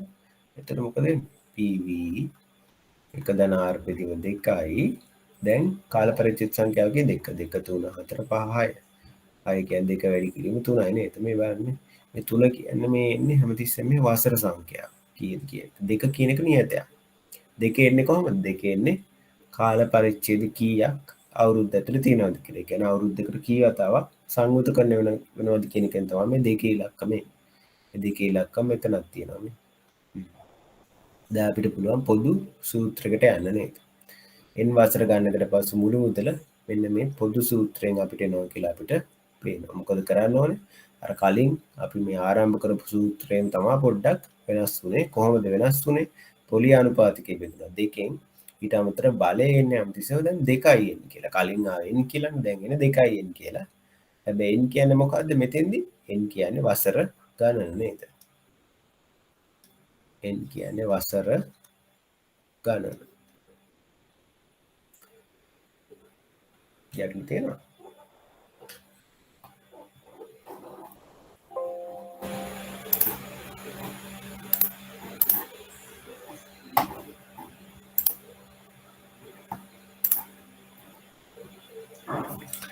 හරි. දැන් බලන්න ඊට පස්සේ දීලා තියෙන තව අවස්ථා කීපද මේක සංයුක්ත කරන ඕනෑම වතාවක් සංයුක්ත කරණය කිරීම සඳහා මේ විදිහට සූත්‍රය ගන්න පුළුවන්. ඊට පස්සේ දීලා තියෙනවා ත්‍රිමාසික පොලිගේමක් සිදු වෙනකොට කොහොමද සූත්‍රය එන්නේ කියලා. දැන් ත්‍රිමාසික පොලිගේමක් කියනකොට අවුරුද්දකට කී පාරක් පොලිගේම් සිද්ධ වෙනවද? අවුරුද්ද ඇතුලේ ත්‍රිමාසික කියලා කියන්නේ කැලි 4ක් ඉන්නවනේ. එතර 1 2 3 4 4 පාරක් පොලිගේමක් සිද්ධ වෙනවා. වාර්ෂික පොලි අනුපාතිකයේ 8ක් නම් ත්‍රිමාසික පොලි ගන්න මාස තුනකට පොලි කොච්චර හම්බෙනවද? 8 බෙදීම 4 2යි නේද? එහෙනම් අර වර්ෂතර සඳහා පොලි අනුපාතික මොකද කරන්න ඕනේ? 4ෙන් බෙදන්න ඕනේ. PV එකතන R බෙදීම 4. වසර සඳහා පොලි අනුපාතික 4ෙන් බෙදන්න ඕනේ. එතන කලින් දැන් කලින් උනේ වසරක් සඳහා කාල පරිච්ඡේද 2 හින්දානේ මෙතන වර්ගය උනේ. දැන් වසරක් සඳහා කාල පරිච්ඡේද 4ක් කියනවා. එහෙනම් මෙතන මේක 4 වෙනවා නේද? ඊට පස්සේ වසර ගණනාවක් කරනකොට ඒ ගාන දාන අපි n ගෙන් වැඩි කරනවා නේද? මේ විදිහට ත්‍රිමාසික පොලිගේමක් සිද්ධ වෙන පොලි හොයන්න පුළුවන්. මේ R කියන්නේ හැමතිස්සෙම මොකද්ද? R කියන්නේ හැමතිස්සෙම වාර්ෂික පොලි අනුපාතිකය නේ. R කියන්නේ වාර්ෂික පොලි අනුපාතිකය.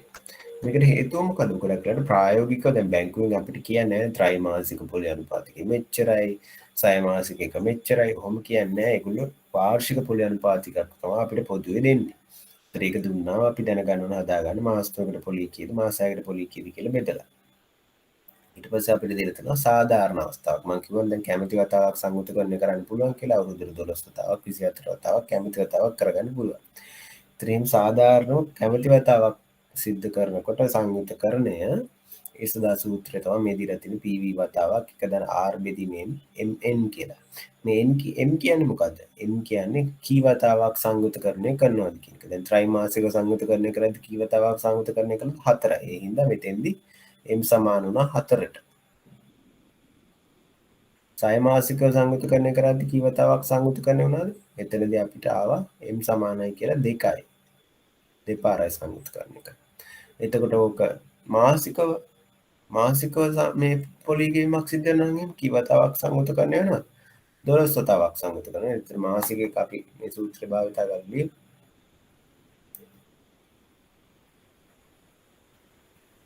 මෙතන ලියන්න.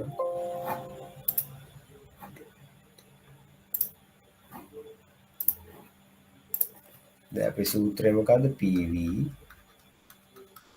එක ධන R M MN මාසිකව පොලිගේම් සිද්ධ වෙනකොට මොකද වෙන්නේ? කී වතාවක් සංයුක්ත කරන 12 වතාවක් නේද? එහෙනම් M සමානයි 12යි. වසර 5කට පස්සේ මේ වසර 5ක් ඒ කියන්නේ වසර සංඛ්‍යාවනේ n කියන්නේ. ඒතර ඒක ප්‍රශ්නයක් නෑ. එහෙනම් මාසික සූත්‍රය කොහොමද එන්නේ?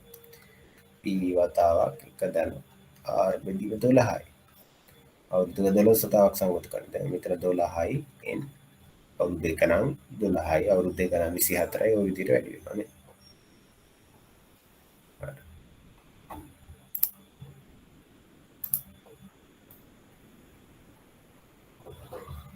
දැන් අපි මෙච්චර මේ සංයුක්තකරණය කීපතාවක් මේ සිදු වෙනකොට පොලි අනුපාතිකය මතු වගේ වැනි සූත්‍රයක් හදාගත්තේ මෙන්න මේ සපල පොලි අනුපාතික කියන එක හොයන්න. මොකද මේ සපල පොලි අනුපාතික තියෙන කෙලින්ම අපිට ඒ අවසාන උත්තරේ වෙනවා. අපි අරක හොයන්න අවශ්‍යතාවයක් නැහැ. බල බොහෝ තැන්පතු සඳහා මාසික අර්ධ වාර්ෂික ලෙස පොලිගේමක් සිද්ධ වේ. දැන් උදාහරණයක් විදිහට ගත්තොත් එහෙම දැන් ඔය කූපන් ගෙවීමෙන් සිද්ධ වෙන්නේ ස්ථාවර ආදායම් සුළුකුම්පත් සඳහා ඔයගොල්ලෝ කියන්නේ බොන්ඩ්ස් කියලා කියන්නේ. ඒතර බොන්ඩ්ස් වලට වගේ කූපන් ගෙවීම් සිද්ධ වෙන ගොඩක් වෙලාවට අර්ධ වාර්ෂිකව. එතකොට අර්ධ වාර්ෂිකව 6% ගාන ගෙවනවා නම් කූපන්. ඒතර අපිට හිතා ගන්න ඕන අවුරුද්දකට මේකේ ඇත්ත වටිනාකම් මට කීයද කියලා. ඒ කියන්නේ සපල පොලි අනුපාතික කීයද කියලා හදා ගන්න අවශ්‍යතාව මතුවෙන්න පුළුවන්. අමතර මාසිකව ගෙවන අවස්ථා තියෙනවා. දැන් බැංකු පොලි වගේ දෛනිකව ගෙවන අවස්ථා තියෙනවා. ඒතර මේ වගේ විවිධාකාර විදිහට පොලි ගෙවීම අවුරුද්ද ඇතුලේ කඩලා ගෙවන අවස්ථා තියෙන්න පුළුවන්. ඒතර කඩලා ගෙවන අවස්ථාවලදී අපි හොයා ගන්න ඕනේ මොකද්ද? සපල පොලි අනුපාතික හොයා ගන්න ඕනේ. මොකද එහෙම කඩලා ගෙවීමක් සිද්ධ වෙද්දී අවුරුද්ද ඇතුලේ එක් වතාවකට වඩා සංයුක්තකරණය සිද්ධ වෙන හින්දා. මෙසේ කිහිප වතාවක් සංයුතකරණය වන විට නාමික වාර්ෂික පොලි අනුපාතිකයට වඩා සඵල වාර්ෂික පොලි අනුපාතිකය වැඩි වේ.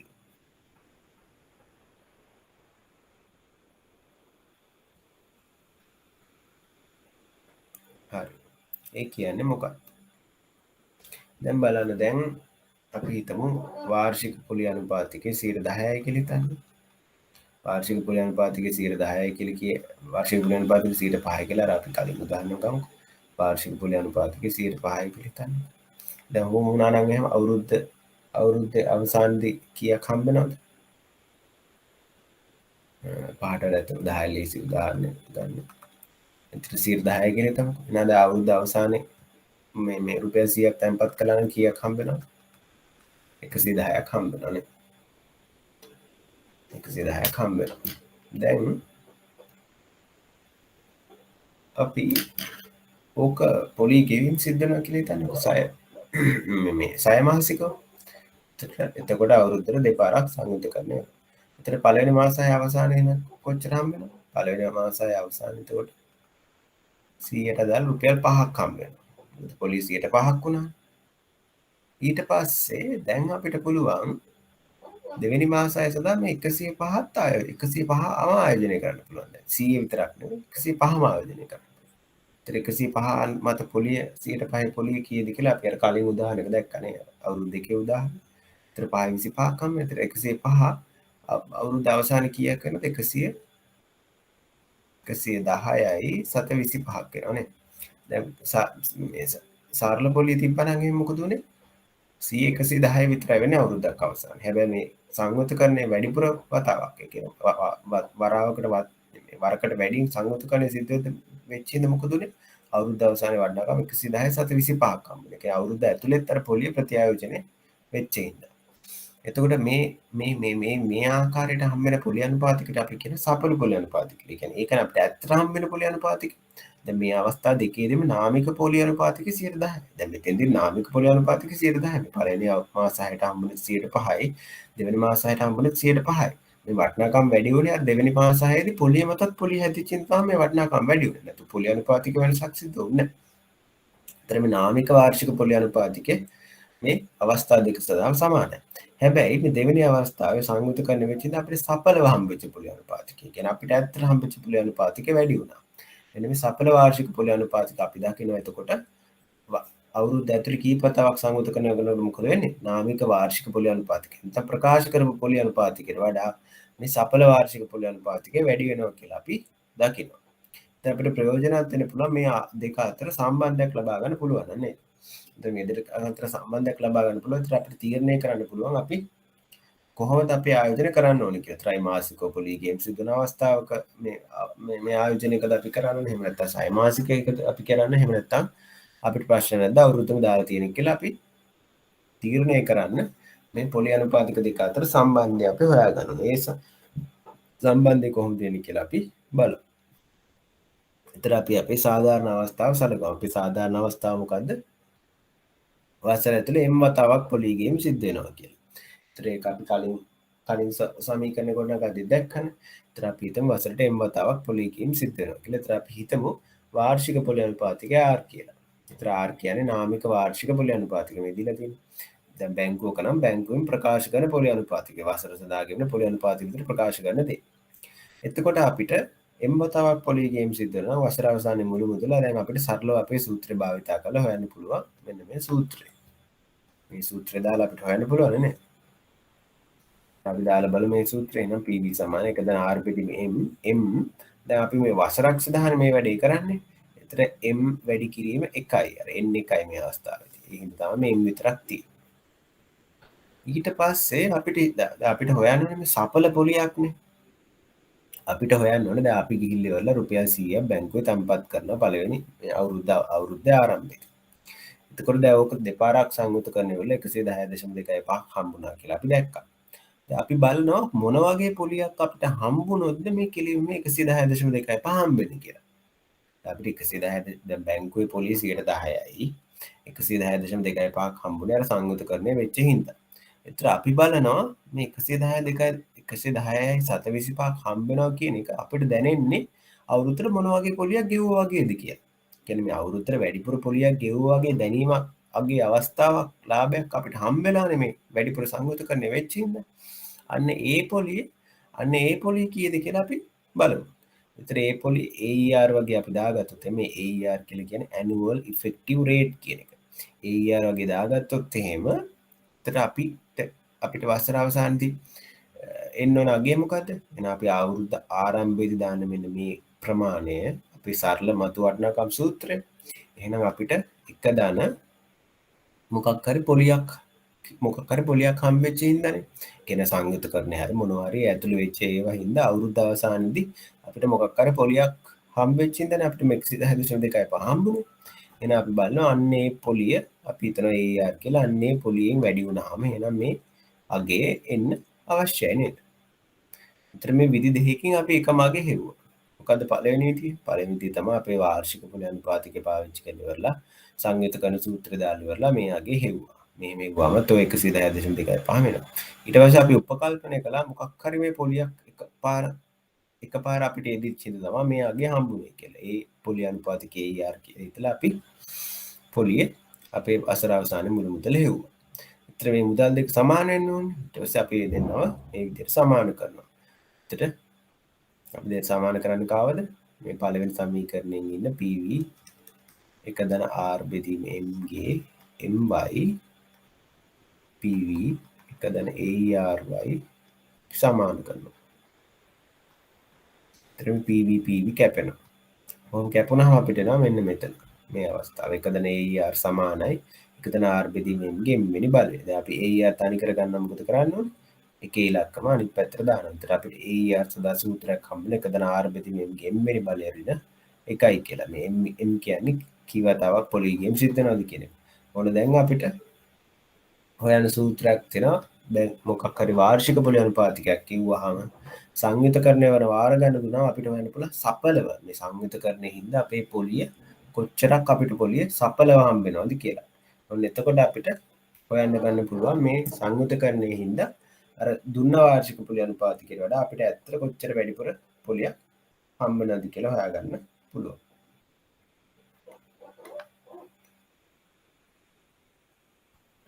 මේ සූත්‍රය භාවිතා කරලා ඔයගොල්ලෝ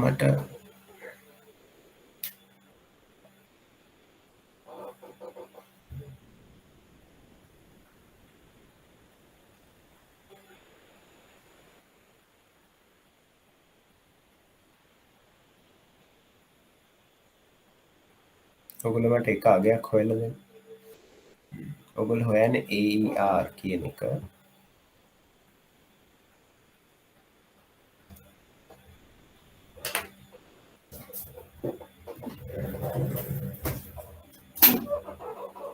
දැන් මුලින්ම අපි වගු තේරුම් අරන් ඉන්නකො ඊට පස්සේ මම ඔයගොල්ලන්ට හදලා දෙන්න. ඒකට දැන් බලන්න මෙතන මේ දීලා තියෙනවා තීරු තුනක් ඉන්නවා මෙතන. කාල සීමාව ඉන්නවා ඊට පස්සේ තියෙනවා පොලිගේම් කල්පිරීමේදී පොලිගේම් මාසික කියලා. දැන් මේ දීලා තියෙන්නේ මේ බැංකුවක ස්ථාවර තැන්පතු පොලිය සම්බන්ධ වගුවක් තමයි දීලා තියෙන්නේ. එතකොට දැන් බැංකුවල සාමාන්‍යයෙන් හැම කාල සීමාවම දාන්නේ නැහැ නේ. ඒ කියන්නේ දවස් දෙකකට පොලිය දවස් දෙකේ ස්ථාවර තැන්පතු එහෙම ඒවා නැහැ. ස්ථාවර තැන්පතු සාමාන්‍යයෙන් තියෙන සම්මත කාල පරිච්ඡේද ටික තමයි ඔය දීලා තියෙන්නේ. මාස ස්ථාවර තැන්පත් මාස 3 මාස 6 සමහර වෙනත් තියෙනවා මාස 11 මාස 13 මාස 9 වගේ සමහර අවස්ථා තියෙනවා. මේ දීලා තියෙන්නේ පොදුවේ අපිට දකින්න හම්බෙන ඒවා. මාස 6 මාස 12 මාස 24 ඊට වඩා වැඩි ඒවා තියෙනවා. මාස 24 නවත්තලා තියෙනවා. ඊට පස්සේ දීලා තියෙනවා මේ තීරු වගේ වෙන පොලිය කිවීම කල්පිරීමේදී කියලා. මේක තේරුම මොකක්ද?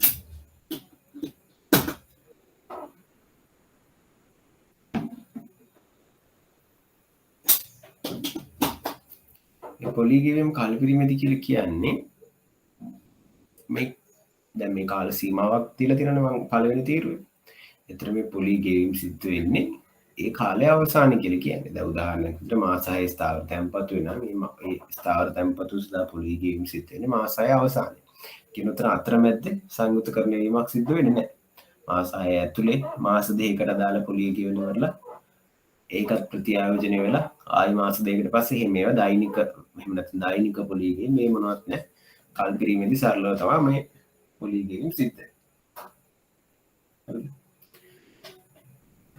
පස්සේ මාස 24 උදාහරණ ගන්නකොට මාස 24 උදාහරණෙදි පොලි ගේම් සිද්ධ වෙන්නේ මාස 24ම ඉවරනවා. ආර්ෂික පොලි ගේමක් සිද්ධ වෙන්නේ නැහැ. ඒතර ඒක තමයි පොලි ගේම් කල්පිරිමිති කියලා කියන්නේ. එතට එන්නේ වගේ පොලි ගේම් කල්පිරිමිති සිද්ධ වෙනකොට සඵල පොලි අනුපාතික ගණනය කිරීමක් තමයි මේ තීරුවෙන් ලබා දීලා තියෙන්නේ. ඒතර පළවෙනි අවස්ථාව බලන්න. පළවෙනි අවස්ථාව කියනවා මාසික ස්ථාවර තැන්පතු වලට බැංකුව විසින් ප්‍රකාශ කළ තියෙන වාර්ෂික පොලි අනුපාතික 5%යි. දැන් මේ 5% දැක්කම ඔයගොල්ලෝ තේරුම් ගන්න ඕනේ මේ දීලා තියෙන්නේ මේ මාසයක් සඳහා පොලිය නෙමෙයි. මේ දීලා තියෙන මාසයක් සඳහා බැංකුවේ දීලා දාන ස්ථාවර තැන්පතු වලට ඒගොල්ලෝ යොදා ගන්න වාර්ෂික පොලි අනුපාතිකය. කියන්නේ 5% වාර්ෂික පොලි අනුපාතිකය 12න් බෙදලා තමයි ඒගොල්ලෝ මාසයක් සඳහා පොලි අනුපාතික ගණනය කරන්න පාවිච්චි කරන්නේ. දැන් අපි දන්නවනේ බැංකුව වලින් කාල පරිච්ඡේදය වැඩි වෙන්න ඒගොල්ලෝ ලබා දෙන පොලි අනුපාතිකය වැඩිනේ. එතර දැන් මාසෙන් හින්දා මේ ටිකක් අඩු මේ අවුරුදු දෙක තුනකට කලින් දත්ත තියෙන ටිකක් මේ වගේ දැන් පොලි අනුපාතික මීට වඩා අඩුයිනේ. එතර මේ වගේ කාලෙදි මේ මාසයක් සඳහා ගෙවපු පොලි අනුපාතික මාසයක් සඳහා ගෙවපු වාර්ෂික පොලි අනුපාතික තමයි මේ 5% තියෙනවා. පැහැදිලිව ලියන්න මේ තියෙන්නේ 5% කියන්නේ මේ වාර්ෂික පොලි අනුපාතිකය. 5% කියන්නේ වාර්ෂික පොලි අනුපාතිකය. ඒතර ඒකේ දීලා තිනවා අගයන් දෙකක්. එකක් දීලා තිනවා 5% කියලා අනිත් එක දීලා තිනවා AER කියලා එකක්. එතන තේරුම මොකක්ද? දැන් මොකද වෙන්නේ මාසිකට දැන් මාස ස්ථාවර තැන්පතුවක් කියලා කියන්නේ මාසය අවසානයේ ඔයගොල්ලන්ට පොලි හම්බ වෙනවද නැද්ද? ඒතර කාල පිරියඩ් පොලි හම්බ වෙනවා කියලා තියෙනවා. ඔයගොල්ලන්ට කාල පිරියඩ් පොලි හම්බ වෙනවා මාසය අවසානයේ. ඒතර මාස අවසානයේ පොලි හම්බ වුණා මොකද ඔයගොල්ලන්ට කරන්න පුළුවන්? ඔයගොල්ලන්ට ආයිත් ඕක බැංකුවේ තැන්පත් කරන්න පුළුවන් නේද? ඒතර බැංකුව තැන්පත් කරන්න පුළුවන් අර ආරම්භයේදී රුපියල් 1000ක් තැන්පත් කළා 1000 විතරක් නෙමෙයි දැන් 18 රුපියල් 20ක් පොලියක් හම්බ වෙන 1020ම තැන්පත් කරන්න පුළුවන්. දැන් සංයුතකරණය වෙනවද නැද්ද? සංයුතකරණය වෙනව නේද? ওই විදිහට සංයුතකරණය කල්ලිවරලා බලපුවාම මේ අවුරුද්ද අවසානයේ ඔයගොල්ලන්ට හම්බෙච්ච සඵල පොලි අනුපාතිකය තමයි මේ AER කියලා දීලා තියෙන්නේ. මේ 5% වුණාට මාසෙකට ඒගොල්ලෝ ඇප්ලයි කරන වාර්ෂික පොලි අනුපාතිකය අපිට ඇත්තටම අපි මාසෙන් මාස දිගටම ස්ථාවර තැන්පත් දාගෙන ගියොත් ඊට වඩා වැඩි පොලි අනුපාතිකයක් අපිට හම්බෙන එක කියන එක තමයි මේ ඇඟ වෙන්නේ. ඒතර ගන්න එකට සූත්‍රය මොකද්ද? ඒතර සරලව අපිට අර සඵල මේ AER සූත්‍රය දාන්න තියෙන විතර හොයාගත්තා. 5% අපිට දීලා තියෙනවා නේ AER සූත්‍රය දාපුවම අපිට එනවා එකතන R බෙදීමේ R කීයද වාර්ෂික පොලි අනුපාතික 100%ක 12න් බෙදන්න ඕනේ. මෙතන එම් 12යි. ඊට පස්සේ ඒක 12 වෙනි බලය ඍණ 1. ඕකෙන් 5.12 හම්බ වෙනවා. එතන මේ වගේ තමයි 8.5 8.7 ඇත වෙල තියෙන්නේ. මේක හොයන්නේ කොහොමද?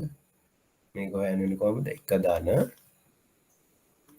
දශම 0.85 බෙදන්න ඕන කීයෙන්ද? 4 වතාවක් සංයුතකරණය වෙන 4 බලය 4. ඔය විදිහට තමයි 8.7 ඇත හොයන්නේ. දැන් මේ වගේ ප්‍රායෝගිකව මාස දෙකේ ස්ථාවර තැන්පතු නැහැ. හැබැයි ඔයගොල්ලෝ අපිට පුරුදු මේ වෙනසකට එක්ක ගැටලුවක් කරන්න මට හොයලා දෙන්නකෝ 2 months. 2 months වල මම කියනවා 7යි කියලා වාර්ෂික පොලි අනුපාතිකය. වාර්ෂික පොලි අනුපාතිකය 7යි නම් මට හොයලා දෙන්න AER එක. දැන් 7 නෙමෙයි අපි 8.5 ගමුකෝ. 8.5 කියලා හිතන්නකෝ මේකම ගමුකෝ. එහෙනම් 8.5 AER එක හොයලා දෙන්න මාස දෙකේ. ගැටළු උත්තර chat එකේ දාන්න. ඔයගොල්ලෝ ගැටළු කරන අතර මම ආයතන මතක් කිරීම කරනම් මේ අපේ පුනරීක්ෂණ පාඨමාලාව තියෙනවා නොවැම්බර් මාසේ. එතකොට සෙෂන් 4ක් තියෙනවා ඔක්කොම ටයිම් ටේබල් එක තියෙනවා මේ IBSL වෙබ්සයිට් එකේ. ඒකෙන් බලා ගන්නත් පුළුවන්. මම මතක් කරන්න සඳුදායි අඟහරුවාදයි නොවැම්බර් 8 වෙනිදායි 9 වෙනිදායි තියෙනවා රෑ 8 ඉඳලා 11 වෙනකන් සෙෂන් දෙකක්.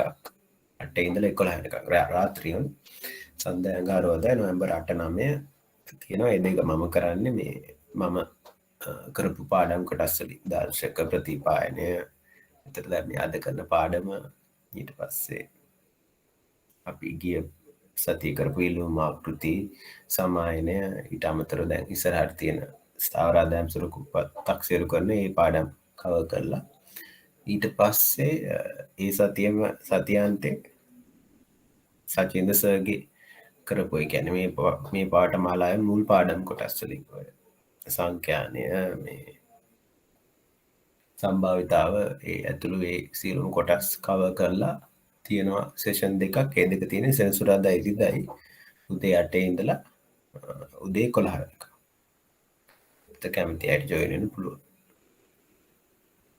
ඊට අමතරව IBSL සයිට් එකේ තියෙනවා ඔයගොල්ලන්ට මේ ලින්ක්ස් ටික අපි කරපු පාඩම් වල ඩවුන්ලෝඩ් කරගන්න පුළුවන්. ඊට අමතරව මම දැක්කා පසුගිය විභාග ප්‍රශ්න හා උත්තරත් තියෙනවා. ඒවත් ඔයගොල්ලන්ට නොමිලේම බාගත කරගන්න පුළුවන්.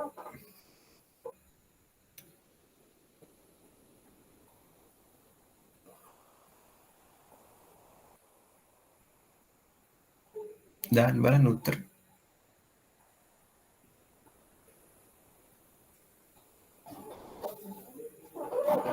අද නැද්ද අපිට වෙනදට විතර උත්තර දෙන්න.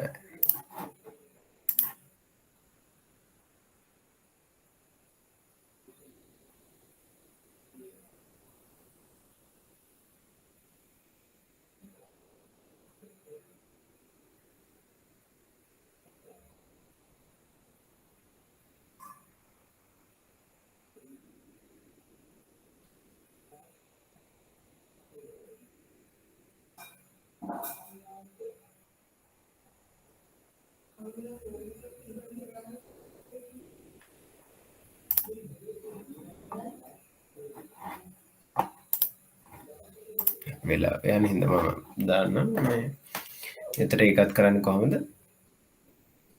2 months එකක්නේ. මම මෙතන කළොත් එහෙම එක දාන අර විදිහටම 0.8යි දැන් හැබැයි බෙදෙන්නේ 6න් නේ. 6 වතාවක් සංගතකරණය වෙනවානේ.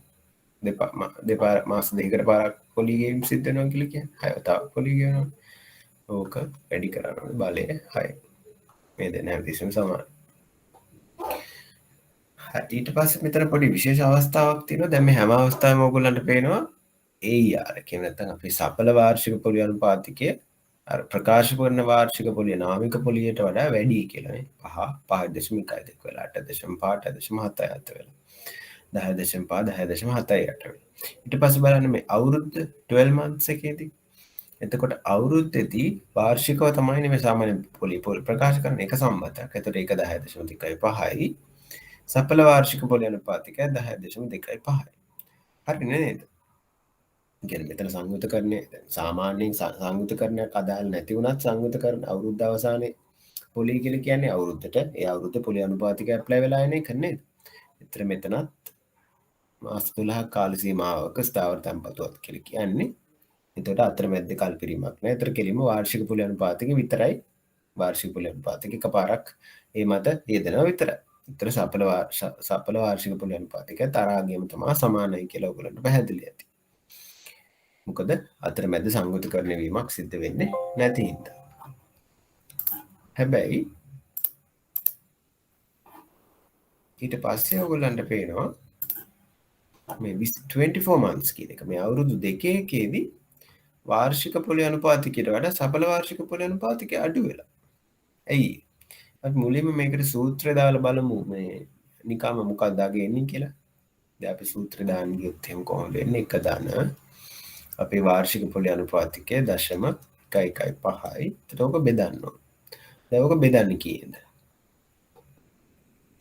දැන් මේ බෙදනාගේ මේ m හැමතිස්සෙම එන්නේ වසරකට කී වතාවක් සංයුතකරණය වෙනවද කියන එකේ.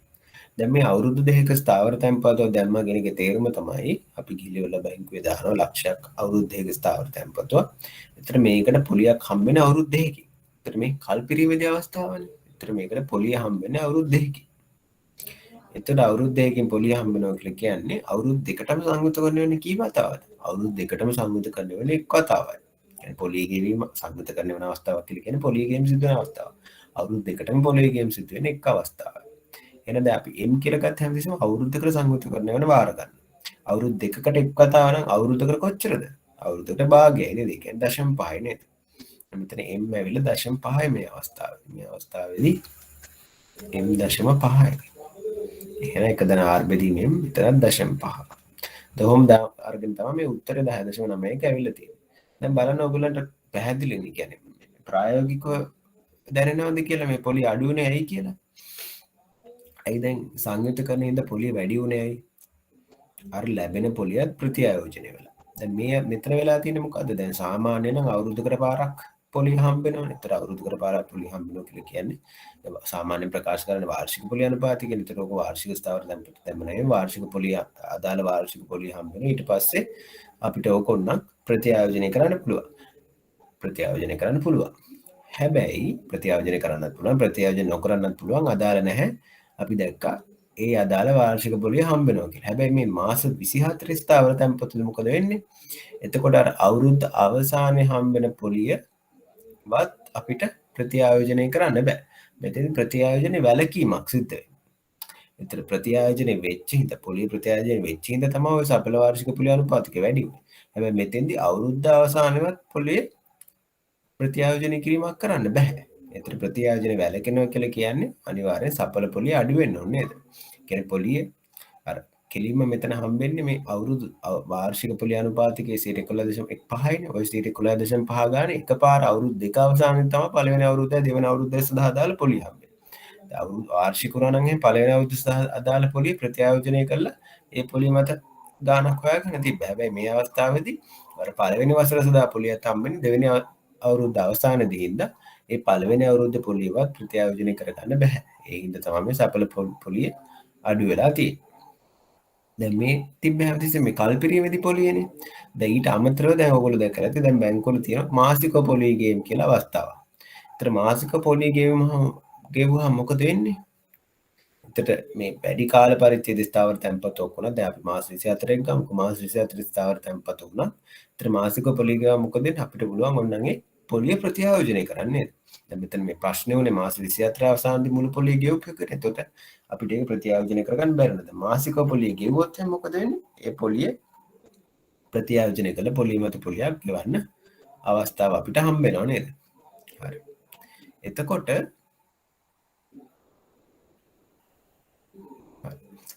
මෙන්න මේ වගේ එකක් අපි බලමු කොහොමද සූත්‍රය ගන්න කියලා. එතකොට ඔන්න දැන් මේ මාස 24 පොලියගේ මාසිකව සිද්ධ වෙනකොට කොහොමද හොයන්නේ කියලා අපි බලමු. දැන් ආයෙත් වාර්ෂික පොලිය අනුපාතික දීලා තියෙනවා 10.25 කියලා. හරි 10.25න් පටන් ගත්තා අපි. 10.25 කියලා කියන්නේ දශම 0.125 නේ. 0.125 බෙදුවා. දැන් බෙදන්නේ කීයෙන්ද? කදාන්න. දැන් බෙදන්නේ කීයෙන්ද? දැන් පොලිය අනුපාතිකයේ කොච්චර සිද්ධ වෙනවද? අවුරුද්දකට කීපාරක් පොලි ගෙවීම් සිද්ධ වෙනවද? දැන් මේ මාසිකව මේ.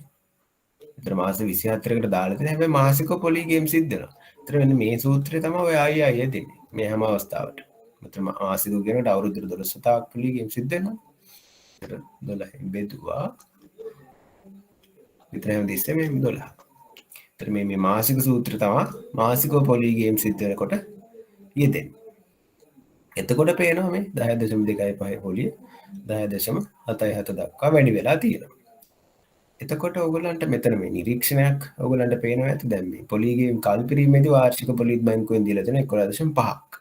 හැබැයි පොලිගේ මාසිකව සිද්ධ වෙන බැංකුවෙන් දීලා තියෙන පොලිය 10.25යි. ඇයි ඒගොල්ලෝ එහෙම කරලා තියෙන්නේ? දැන් පොලිගේ මාසිකව වෙනකොට බැංකුවෙන් මුදලක් මාසිකව ගෙවන්න ඕනේ. එතකොට ඒගොල්ලෝ අච්චර වැඩි මුදලක් වැඩි පොලිය අනුපාතිකයක් ගෙවන්න සූදානම් නැහැ. ඒතර ඒ වුණාට බලන්න මේ සඵල පොලිය අනුපාතිකයේ ආසන්න වෙලා තියෙන අවස්ථා දෙකේ මෙතන 11.5ක් ගිහුවට සඵල එක 10.9කට අඩු වෙලා. මෙතන 10.25ක් ගිහුවට සඵල එක 10.7ට වැඩි වෙලා. ඒතර මේ ප්‍රකාශිත පොලිය අනුපාතික මේ තීරණය කරන්නේ දල වශයෙන් මේවා ආසන්නව සමාන වෙන විදිහට තමයි. හරිද? ඊට අමතරව දැන් වාර්ෂිකයක වාර්ෂිකයත් ඒ විදිහටම තමයි වාර්ෂිකයත් මේ සූත්‍ර හොයාගන්න පුළුවන්. ඒතර මේවා හිස් තියෙන්නේ නැහැ. සාමාන්‍ය ඒවා බැංකුවෙන් මේ ලබා දෙන්නේ නැති ඉඳ මේ ඔප්ෂන් ඒ කියන්නේ ඔය මාසික පොලිය ගෙවීම් දෙන්නේ ටිකක් වැඩි කාලයක් සදා දාන ස්ථාවර තැන්පතු වල තමයි මාසික පොලිය ලබා ගන්න අවස්ථාව ලබා දෙන්නේ. මාස 3 6 වට ලබා දෙන්නේ නැහැ. ත්‍රේන්ද තමයි ඒ තීරු ඒවා ටික හිස් තියෙන්නේ. ඒතර මම හිතනවා මේක පැහැදිලි ඇති කියලා ඔයගොල්ලන්ට.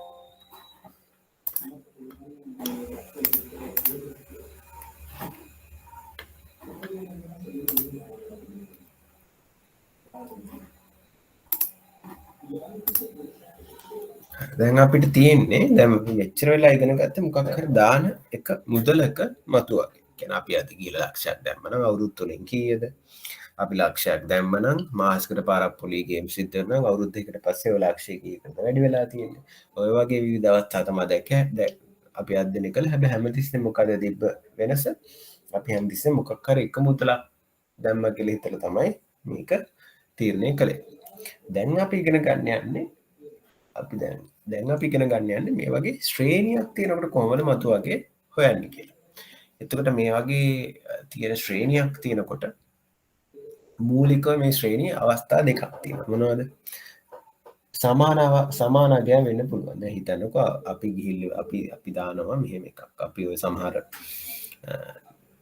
හිතන්නක අපි ආයෝජන කියන ඉන්වස්මන් ප්ලෑන් කියලා එක පෞද්ගලික ආයතන ඉන්වස්මන් ප්ලෑන් තින අපි දාන හැම අවුරුද්ධගන පාරක් ලක්ෂයක් හැම අවුද්ධකට පාරක් ලක්ෂයක් දන හැම අවුද්ධන පාරක් ලක්ෂයක් දැමද අපිට බලාගන්න ඕන තව අවුරුත් තියකින් මේ මුදල කොච්චර ගානකට වැඩි වෙලා තියද කියලා ලක්ෂ තියෙන මේ අවුරුත්තිය වටනාකමන්නේ දෝකට පොලියදිකට හම්බෙන ත්‍රහම් පොලි හම්බල අවුරුත්තිකට පස්ස ඕක මුළු වටනාකම කීති කියලා අපට හවාගන්නීමේ අවස්ථාව මතු වෙන පුළුව එතට ඒක ශ්‍රේණිය අනිත්තාකාරි ශ්‍රේණිය තමයි මේ අවුරුද්ධ අපි ලක්ෂයක් දාන ඊළඟ අවුරුද්ධ අපිට අක්සල්ලිය අමාරු අපි 60,000ක් දාන ඊළඟ අවුරුද්දට වැඩිපුර තියෙන 1,50,000ක් දාන ඔය විදිහට කැමති අගයන් දානවා. එතකොට පළවෙනි ආකාරය මොකද්ද? හැමතිස්සෙම දාන මුදල් ප්‍රමාණය සමාන වෙනවා. දෙවෙනි අවස්ථාව මොකද්ද? විවිධාකාර මුදල් ප්‍රමාණය තමයි දැන්නේ. ඒතර අපි මුලින් මේ අධ්‍යයනය කරන්න යන්නේ මේ සමාන මුදල් ප්‍රමාණ දාන අවස්ථාව තමයි මේ අපි මේ මුලින් අධ්‍යයනය කරන්න යන්නේ. සෑම කල පරිච්ඡේදයකම බොහෝ විට වසරක. කියන්නේ මේවන ගොඩක් කලකට හම්බෙන්නේ වාර්ෂික දර. කලින් එකේ අපි නිතර ත්‍රිමාසික සයිමාසික එකක දැක්කම හැබැයි මේ ශ්‍රේණි ගොඩක් කලකට ඔයගොල්ලන්ට හම්බෙන්නේ ගැටලු හදන්න වාර්ෂික ඒවා තමයි. කියන්නේ වසරකට පාරක් සල්ලි දානවා. හරි සල්ලි ගන්නවා. හරි ඒ වගේ මුදල් ප්‍රවාහය වසරකට පාරක් සිද්ධ වෙන ඒවා තමයි ඔයගොල්ලන්ට කොමන්ලි කියන්නේ නිතර දක්නට ලැබේ. සෑම කාල පරිච්ඡේදයකම සමාන මූල්‍ය ප්‍රවාහයක් සහිත මූල්‍ය ප්‍රවාහ ශ්‍රේණියක් වාර්ෂිකයක් ලෙස හැඳින්වේ. එතන මම මේ අර විස්තර කළාගේ මූල්‍ය ප්‍රවාහ ශ්‍රේණියකට තනි නමක් තියෙනවා. මොකද්ද නම? වාර්ෂිකයක් කියලා අපි කියනවා. ඔයගොල්ලෝ ඉන්ටර්නෙට් එක භාවිතා කරලා මේ ගැටලු මේවා නික හදා ගන්නවා කියනවනේ මේවට කියනවා ඇනියුටි එකක් කියලා. ඇනියුටි කැල්කියුලේටර් එකල සර්ච් කළොත් මේ අගයන් අපි අවශ්‍ය දත්ත ටික ලබා දුන්නා මේ අගය නිකම්ම හොයාගන්න පුළුවන්. අතින් හදන අවස්ථාවක් නැහැ. හැබැයි අපි මුලින් දැනගෙන ඉන්න ඕනේ සිද්ධාන්ත. ඒත් අපි සිද්ධාන්ත ඉගෙන ගන්න එක තමයි මේ දැන් කරන්නේ. ඒත් මේ වගේ මූල්‍ය ප්‍රවාහයකට අපි කියනවා වාර්ෂිකයක් කියලා. ශ්‍රේණී ප්‍රථම මූල්‍ය ප්‍රවාහය. ඒතර මේ වාර්ෂිකයේ අවස්ථා දෙකක් තියෙනවා. එකක් තමයි ශ්‍රේණී ප්‍රථම මූල්‍ය ප්‍රවාහයේ ආරම්භයේදී වහාම සිදුවන ආකාරයක් සහ ශ්‍රේණී ප්‍රථම මූල්‍ය ප්‍රවාහයේ පළමු කාර්ය පරිච්ඡේදයේ අවසානයේ සිදුවන ආකාරයක් ඇත. මොනවද මේ ආකාර දෙක? වාර්ෂිකය කියන්නේ සමාන මූල්‍ය ප්‍රවාහයක් සෑම වසරකදීම සිද්ධ වෙන ක්‍රමයක්. ඕකෙත් අවස්ථා දෙකක් ඉන්නවා. පළවෙනි එක තමයි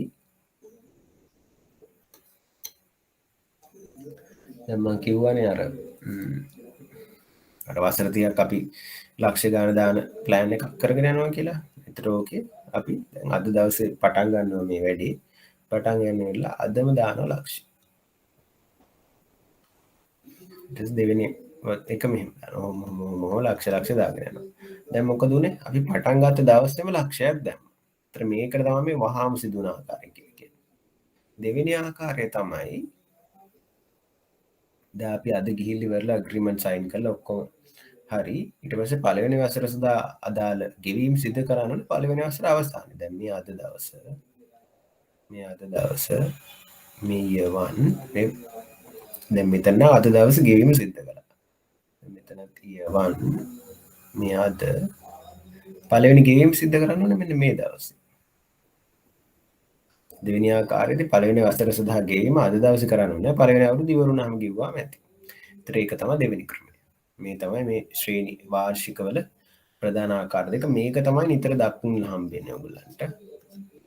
يعني සාමාන්‍යයෙන් පළවෙනි වසර සඳහා ගෙවීම හෝ ලැබීම සිද්ධ වෙන්නේ ඒ වසර අවසානයේ. මේක තමයි සාමාන්‍යයෙන් අපිට දක්වන්න ලැබෙන එක. මේකත් අපි හදන්න දැනගෙන තියෙන්න ඕනේ.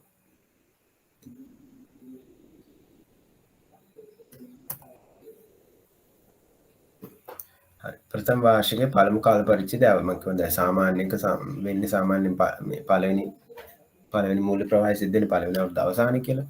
ඒත් ඒ වගේ එකකට අපි බලමු කෙලින්ම මතු වගේ හොයන්න සූත්‍රයක් ලබා ගන්න පුළුවන්ද කියලා.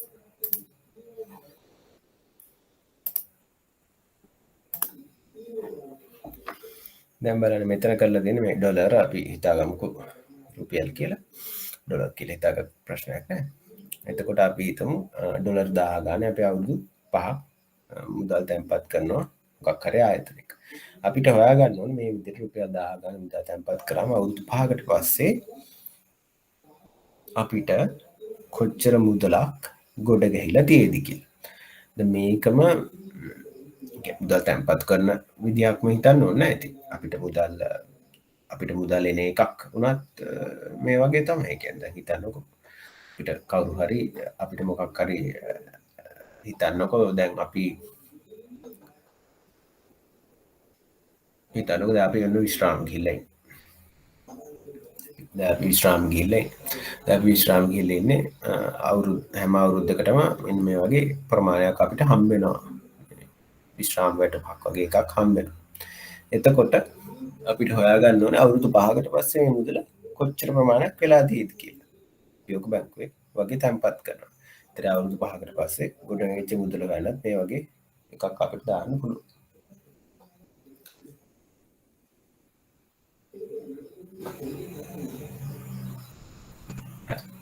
දැන් බලමු කොහොමද මේක හොයන්නේ කියලා. දැන් මොකද්ද සරලම ක්‍රමය ඔක හොයන්න? සරලම ක්‍රමය තමයි දැන් මේ හැම මේ සෑම අවුරුද්දෙම මේ 10000 අපි පිළිවෙල බැංකුවේ තැන්පත් කරනවානේ. මේ සෑම අවුරුද්දෙම තැන්පත් කරන 1000 වල මතු වගේ වෙන වෙනම හොයන්න පුළුවන් නේද? දැන් බලමු පළවෙනි අපේ වාර්ෂිකය. කියන අපේ ශ්‍රේණියට අපි නමක් දුන්නනේ වාර්ෂිකය කියලා. ඒකට අපි වාර්ෂිකයේ පළවෙනි තැන්පත් කිරීම සිද්ධ කරන්නේ අපි පළවෙනි වසර අවසානයේ. අපි බලමු එයා කීයක් වේද කියලා වසර 5කට පස්සේ. එහෙනම් අපි මතු වගේ සෙමි සූත්‍රය දාන්න තියෙන්නේ. FB සමානයි PV 1 R ගේ එන්නේ. හරි. දැන් PV කීයද? PV 1000යි. 1 R කියන්නේ පොලි අනුපාතක 105 කියලා දුන්න කියලා හිතන්න. එතන R ඊටස් දාන්න ඉන්න N. දැන් මෙතන හැමදෙස්සෙම වසර 5ක් කී කීට බෑ අතට තියෙන 4 ඉලක්කමයි. දැන් එතන මම වසර 5 කියලා කී කීට අපි ඇත්තට දානවා සංයුතකරණ වෙන කාල පරිච්ඡේද ගන්න නේද? N කියලා දාන්න. N කියලා දාන්න හැමදෙස්සෙම සංයුතකරණ වෙන කාල පරිච්ඡේද ගන්න දානවා. ඒතර දැන් උතන වසර 5ක් ඔක්කොම තිබ්බට අපේ පළවෙනි වාර්ෂිකය සිද්ධ වෙන්නේ පළවෙනි අවුරුද්ද අවසානයේදීනේ. ඒතර පළවෙනි අවුරුද්ද අවසානයේදී හින්දා ඒතර අවුරුදු 5ක් අවසානයේ වෙනකොට කී වතාවක්ද සංයුතකරණය වෙන්නේ? සංයුතකරණය සිද්ධ වෙන්නේ අතර 4 වතාවයි නේද? ගණන් කළා බලන්න.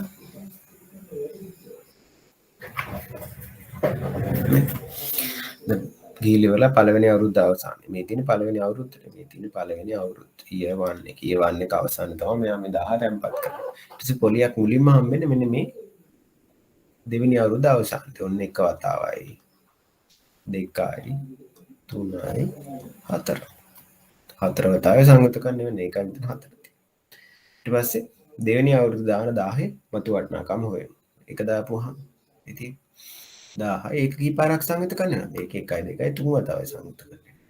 තුන්වෙනි අවුරුද්ද දාන 1000 දෙවතාවයි සංයුතකරණය වෙන්නේ. හතරවෙනි අවුරුද්ද 1000 එක් වතාවයි සංයුතකරණය වෙන්නේ. ඊට පස්සේ දැන් අපි කියවනේ හැම අවුරුද්දකටම පාරක් මේක කරනවා කියලා. එහෙනම් පස්වෙනි අවුරුද්දෙත් අපි දානවා නේද?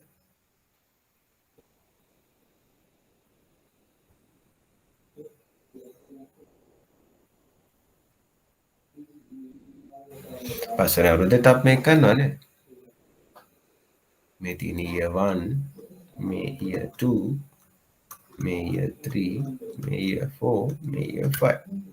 දැන් මේ year 4 වලට දාලා 10 තමයි මේ හතරවෙනි අවුරුද්ද අවසානයේ දැම්මේ. ඒතර ඒක එක් වතාවයි සංයුත කරනවා. ඔන්න දැන් පස්වෙනි අවුරුද්දට දාලා 1000 ගිහිලිවලා අපි බැංකුවේ තැන්පත් කරනවා. බැංකුවේ තැන්පත් කරන්න මොන අවස්ථාවේදද? පස්වෙනි අවුරුද්ද අවසානයේදී තමයි ඔක තැන්පත් කරන්නේ. පස්වෙනි අවුරුද්ද අවසානයේ තමයි ඔක අපි ගිහිලිවලා තැන්පත් කරන්නේ. ඒතර පස්වෙනි අවුරුද්ද අවසානයේ කියලා කියන්නේ මෙන්න මෙතෙන්දි. මෙතෙන්දි ගිහිලිවලා බැංකුවේ තැන්පත් කළා කියලා ඒගොල්ලෝ පොලියක් ගෙවනවද? නෑ නේද? බැංකුවේ එක දවසක්වත් තියෙන්නේ නෑනේ. අපි හොයන්නේ පස්වෙනි අවුරුද්ද අවසානයේ මත වටනකම. ඒතර බැංකුවේ දවසක්වත් තියෙන්නේ නැහැ කියලා ඒගොල්ලෝ පොලියක් ගෙවීමක් සිදු වෙන්නේ නැහැ. ඒතර ඒ 1000 නිකම්ම 1000ම තමයි. බින්දුව බලයෙන් වැඩි කරාම මොකද වෙන්නේ? 1.5 බින්දුවේ බලයේ තේරුම මොකද්ද? මේක එකයි නේද? ඒ කියන්නේ 1000 වැඩි වෙන්නේ එකෙන් නේද? ඒ කියන්නේ 1000ම තමයි. එහෙනම් පස්වෙනි අවුරුද්දකට පොඩි ගේමක් සිද්ධ වෙන්නේ නැහැ. එතකොට ඊට පස්සේ මේ අගයන් වෙන වෙනම හොයලා තියෙනවා. 1215 විතර අගයන් වෙන වෙනම හොයලා තියෙනවා. 1000 නම් 1000යි. ඊට පස්සේ මොකද කරන්නේ? එකතුව ගන්න තියෙනවා. මේ මූල්‍ය ප්‍රවාහ ශ්‍රේණිය වෙන වෙනම මතු අගයන් හොයලා එකතුව ගත්තාම අපිට එනවා මේ ඔක්කොම දාපු තැන්පතු වල මතු අගේ. අපිට ඇවිල්ලා තියෙනවා 5525 7 63ක් කියලා. දැන් මේක ටිකක් කරදරයි නේ. මේක ටිකක් කරදරයි මෙහෙම හොයන්න අපිට. ඒ හින්දා බලමු මේක හොයන්න කෙලින්ම අපිට සමීකරණයක් ලබා ගන්න පුළුවන්ද කියලා. ඒකට දැන් මේක ඔප්පු කරන්න අවශ්‍යතාවයක් නැහැ. මම මේක මේ වේගෙන් කියාගෙන යන්න මේ දැනගෙන හිටියම ඇති ඔයගොල්ලෝ. අපි මේකට පොදුවේ ලියාගෙන යනවා සූත්‍රය. පොදුවේ ලියාගෙන යනවා මෙන්න මේ සූත්‍රය. එතන පළවෙනි එක පටන් ගන්න අපි දැක්කා මේ 1000 1.04 වෙනි බලයෙන් කියලා. මේ A කියලා කියන්නේ අර සමාන වාර්ෂිකයේ මේ අගේ මේ 1000 තමයි A කියලා කියන්නේ. එතකොට A එක දනාර්ගේ එන්ට්‍රි එකෙන් තමයි පටන් ගන්න තියෙන්නේ. හරි නෙමෙයි. අවුරුදු 5ක ගානක් අපි හදන්නේ 4 පටන් ගත්තා. ඒ කියන්නේ පහරණ එකේ මේකයි මේ එන්ට්‍රි එකේ ඉන්නේ සංකේතවල. ඔහොමම ගිහිල්ලා ඔක ඉවර වෙන්නේ කොතනින්ද? ඔක ඉවර වුණේ එක දනාර්ගේ බිඳුව බලෙන්. හරිනේ එක දනාර්ගේ බිඳුව බලෙන් ඉවරනවා කියලා තියලා තියෙනවා. ඊට පස්සේ ඕක මෙන්න මේ විදිහට සුළු කරන්න පුළුවන්. ඔයගොල්ලෝ අහලා තිබේ ගුණෝත්තර ශ්‍රේණි කියන සංකල්පය. අහලා තියෙන්නේ ඉස්කෝලේ ඉගෙනුවා නේ ගණිතේට. එතකොට ගුණෝත්තර ශ්‍රේණියක අපි දැක්කා මේ පොදු අනුපාතය කියලා එකක් තියෙනවා. මේක පොදු අනුපාතය ඔයගොල්ලන්ට හෙව්වොත් එහෙම මේ පොදු අනුපාතය එනවා. මේක පොදු අනුපාතය හෙව්වොත් ඔයගොල්ලන්ට එනවා 1ට 1 ධන r කියලා එකක්. මේක පොදු අනුපාතය ඔයගොල්ලන්ට හෙව්වොත් එහෙම 1ට 1 ධන r කියලා එකක් එයි. ඊට පස්සේ පද ගණනයි දන්නවනම් ගුණෝත්තර ශ්‍රේණියක පොදු අනුපාතයේ පද ගණන දන්නා මේ විදිහට ගුණෝත්තර ශ්‍රේණිය එකතුව ලබා ගන්න පුළුවන් මෙන්න මේ සූත්‍රයෙන්. 1 ධන r ගේ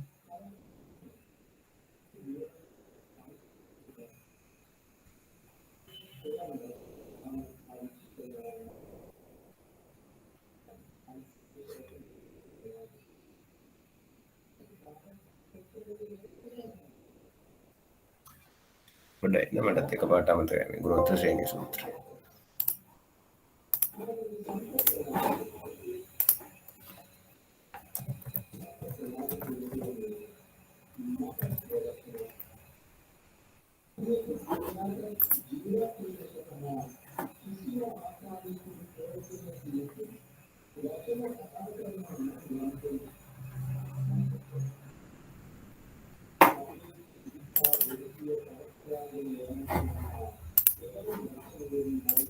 ඒක මම ඊටතර කියනවා එකපාරට අමතක මේ කොහමද මේ දාලි වල සුළු කරපුවාම ඒ කියන්නේ ඒක අවශ්‍යතාවයක් නැහැ ඔයගොල්ලන් දැනගන්න මේ සූත්‍ර දැනගත්තාම ඇති සුළු කරපුවාම වෙනවා මෙන්න මේ සූත්‍රය. මොකද්ද සූත්‍රය? සරල පොඩි සූත්‍රයක් වෙනවාද? ඒ කියන්නේ අර හැම අවුරුද්දෙම තැන්පත් කරන මේ නියත මූල්‍ය ප්‍රවාහය මේ ගන්න 1000. ඔක වැඩි කරන්න ඕනේ 1 ධන r කියන්නේ පොලි අනුපාතිකයවයි n කියන්නේ වසර සංඛ්‍යාව n කියන්නේ මේ ගන්න පහනේ 5 ඍණ 1 බෙදීම r. ඔක තමයි අපේ සූත්‍රය. දැන් කෙලින්ම මේක දැම්මනම් මේ 5525 එනවා.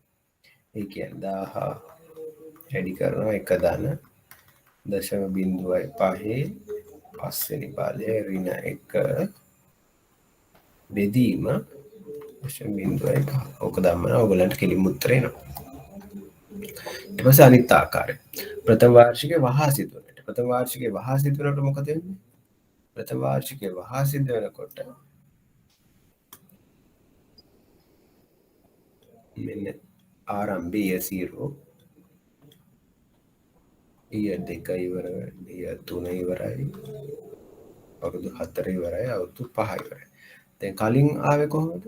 කලින් ආවේ ඔහොම මූල්‍ය ප්‍රවාහ ටික ආවේ 1යි 3යි 4යි 5යි. දැන් මූල්‍ය ප්‍රවාහය එන්නේ කොහොමද? දැන් එන්නේ මෙහෙම. පළවෙනි අවුරුදු මූල්‍ය ප්‍රවාහය ආරම්භයේදී.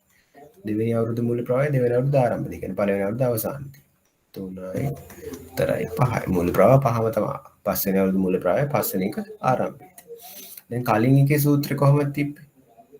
මේ කැලලා දාන්නේ අපි කලින් එකෙන් හිතමු කලින් එකේ සූත්‍රය කොහොමද තිබ්බේ? ඒ වතාවක් එක ධන ආර්ගේ n වෙනි බලය ඍණ 1 බෙදීම r. දැන් බලන්න දැන් මේ හැම මූල්‍ය ප්‍රවාහෙම මත වැඩිපුර පොලියක් හම්බ වෙනවනේ. පළවෙනි මූල්‍ය ප්‍රවාහය ගන්න. දැන් පළවෙනි මූල්‍ය ප්‍රවාහයට කලින් අවුරුදු කීයක පොලිය හම්බුණාද? 1යි 2යි 3යි 4ක පොලිය. හැබැයි දැන් අවුරුදු කීයක පොලිය හම්බ වෙනවද? දැන් මේ පළවෙනි අවුරුදු ආරම්භයේදී හම්බෙච්ච 1යි 2යි 3යි 4යි 5යි. මෙවන් හැම මූල්‍ය ප්‍රවාහයකටම වැඩිපුර පොලියක් හම්බෙනවා. කලින් පළවෙනි මූල්‍ය ප්‍රවාහයට අවුරුදු 4යි පොලිය හම්බුනේ. දැන් අවුරුදු 5ක පොලිය හම්බ වෙනවා. දැන් බලන්න කලින් අවසාන මූල්‍ය ප්‍රවාහය ගන්නකො. අවසාන මූල්‍ය ප්‍රවාහයට පොලියක් හම්බුනේම නැහැ. පස්වෙනි අවුරුදු අවසානින්ද. හැබැයි දැන් අවසාන මූල්‍ය ප්‍රවාහයට මේ අවුරුද්දක පොලිය හම්බ වෙනවා. මෙතන පොලිය හම්බ වෙනවා. ඒ හින්දා තමයි මේ හැම මූල්‍ය ප්‍රවාහයේම එක ධන ආර්ගෙන් වැඩි වෙන්නේ. අවුරුද්දක පොලිය වැඩි වෙනවා. ඒකයි මේ එක ධන ආර් එකක් වැඩිපුර. කලින් සූත්‍රෙම තමයි.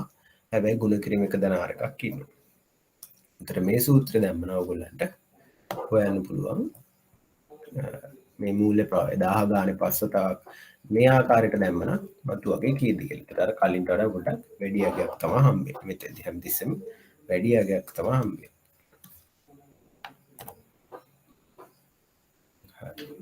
මේ දක්වා ගැටලු තියෙනවද? එතනින් මතු වගේ කොටස් ටික ඉවස මේ අවසානයේ ෆියුචර් වැලියු කොටස් ටික අවසානයේ.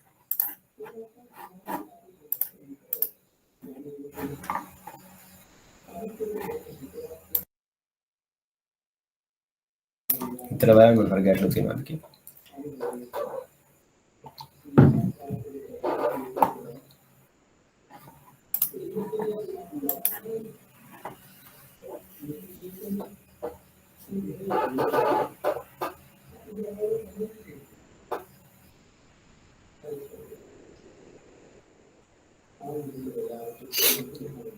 දැන් අපි යමු වර්තමාන අගය කොටසට.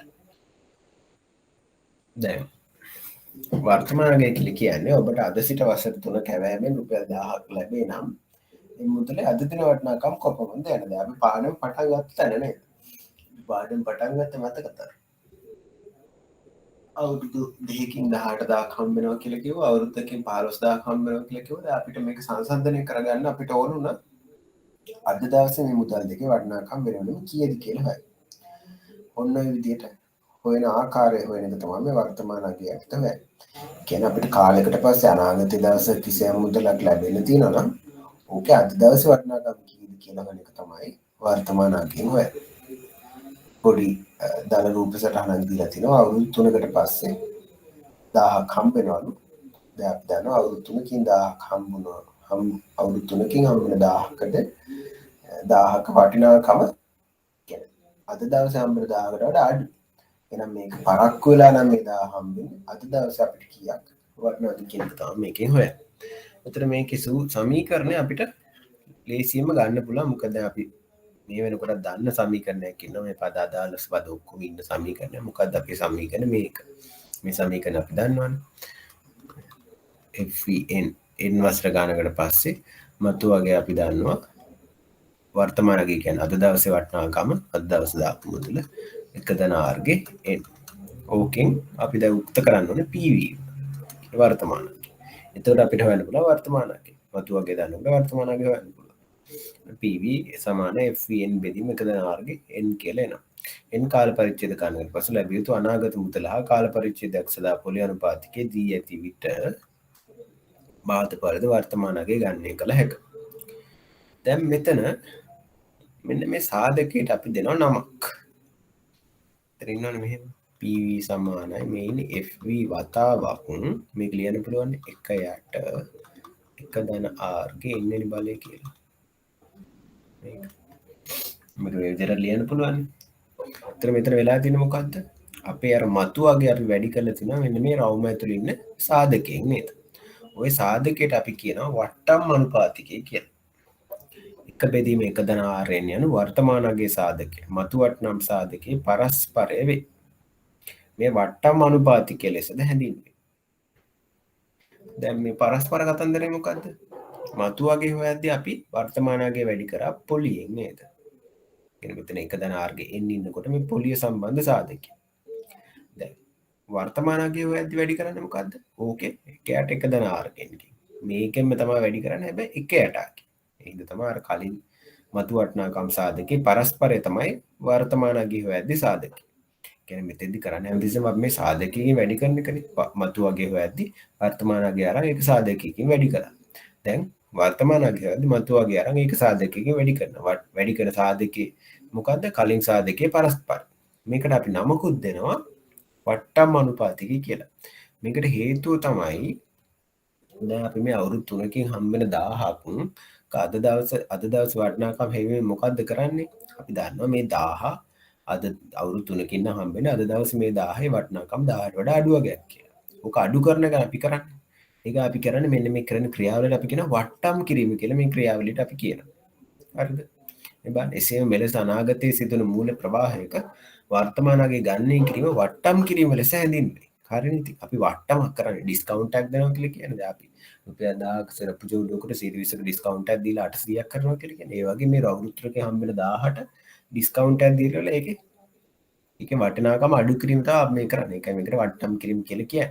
ඒතර මේ කිරීමට භාවිතා කරන සාධකයට අපි හඳුන්වනවා වට්ටම් සාධකය කියලා. දෙන ලද වට්ටම් අනුපාතිකයක් සඳහා කිසියම් මුදලක් ලැබෙන දින අනාගතයේ ඈතට යත්ම එහි වර්තමාන අගය කුඩා වේ. දෙන ලද අනාගත දිනක ලැබෙන කිසියම් මුදලක් සඳහා වට්ටම් අනුපාතික විශාලවත්ම එහි වර්තමාන අගය කුඩා වේ. දැන් බලන්න මේ සාධක මේ ප්‍රකාශ දෙකක් නිකුත් කළ මේ ප්‍රකාශ දෙකක් තියෙනවා. මේ ප්‍රකාශ දෙක කොච්චර හරිද කියලා අපි තේරුම් ගන්න උත්සාහ කරමු.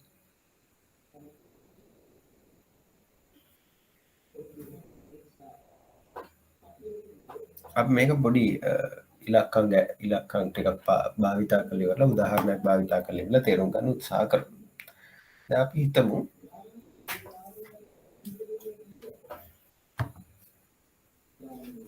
පළවෙනි ප්‍රකාශය බලමු. ලැබෙන දිනේ අනාගතයේ ඈතට යත්ම කුඩා වෙන්නේ. එහෙනම් අපි බලමු අපි හිතමු රුපියල් 100ක් හම්බ වෙනවා කියලා අපි හිතමු. 110ක් හම්බ වෙනවා කියලා හිතමු අපි අවුරුද්දකින්. අපිට අවුරුද්දකින් හම්බ වෙනවා මම මේ ගැටලුව ෆෝල්ඩ් එකෙන් හදන්න.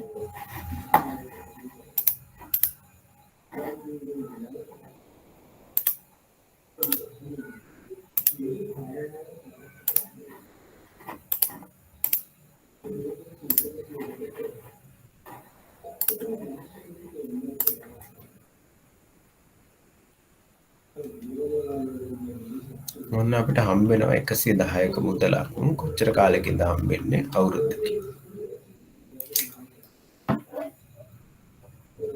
අපි පොලි අනුපාතිකයේ ගමු 10යි කියලා.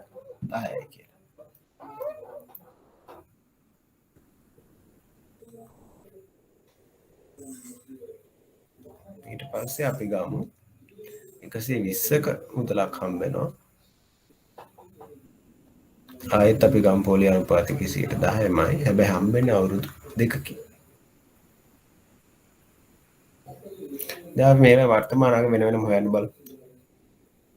දැන් කොහොමද වර්තමාන අගය හොයන්නේ? 110කින් 110ක වර්තමාන අගය හොයන්නේ කොහොමද? අපේ සූත්‍රේ ඉන්නවා PV සමානයි FV බෙදීම 1/RP N. දැන් කෙලිම සූත්‍රය දාලා හොයන්න පුළුවන්. දැන් සූත්‍රය මොකද්ද? 110යි වර්තමාන අගය. පොලි අනුපාතිකයේ 10%. 1.1යි පළවෙනි බලය කියන උත්තරේ 100.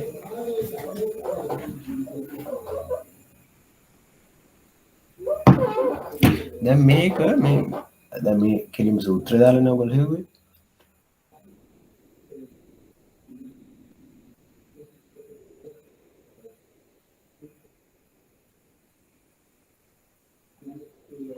ඔහොම නැතුව අපිට හොයන්න පුළුවන් මේ වට්ටම් සාධක භාවිතා කරලා. කියන ඔයගොල්ලන්ට මේ වගුවක් තියෙනවා වට්ටම් සාධක ගණනය කරලා. මේ වට්ටම් සාධකය උනේ මෙතන මොකද්ද? මෙන්න මේකනේ. 110 වැඩි කිරීම 1.1 මෙන්න මෙයානේ වට්ටම් සාධකය. මෙන්න මෙයානේ වට්ටම් සාධකය. හරි. ඔය වට්ටම් සාධකය අපිට පුළුවන් වෙන මොන ගණනය කරන්න.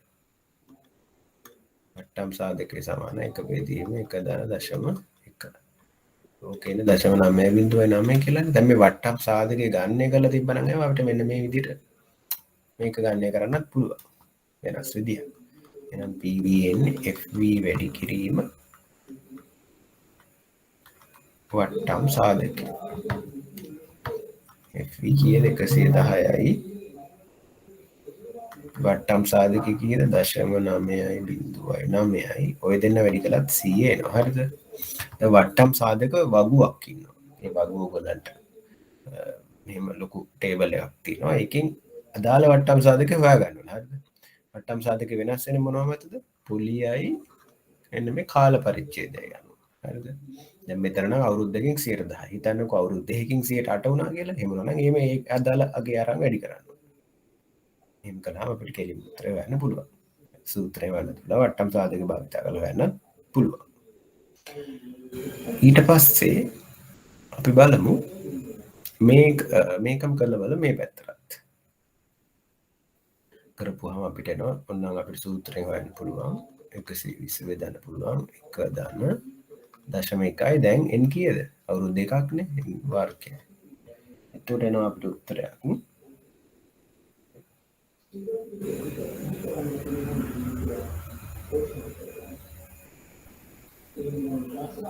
99,17,000ක් මේක මේ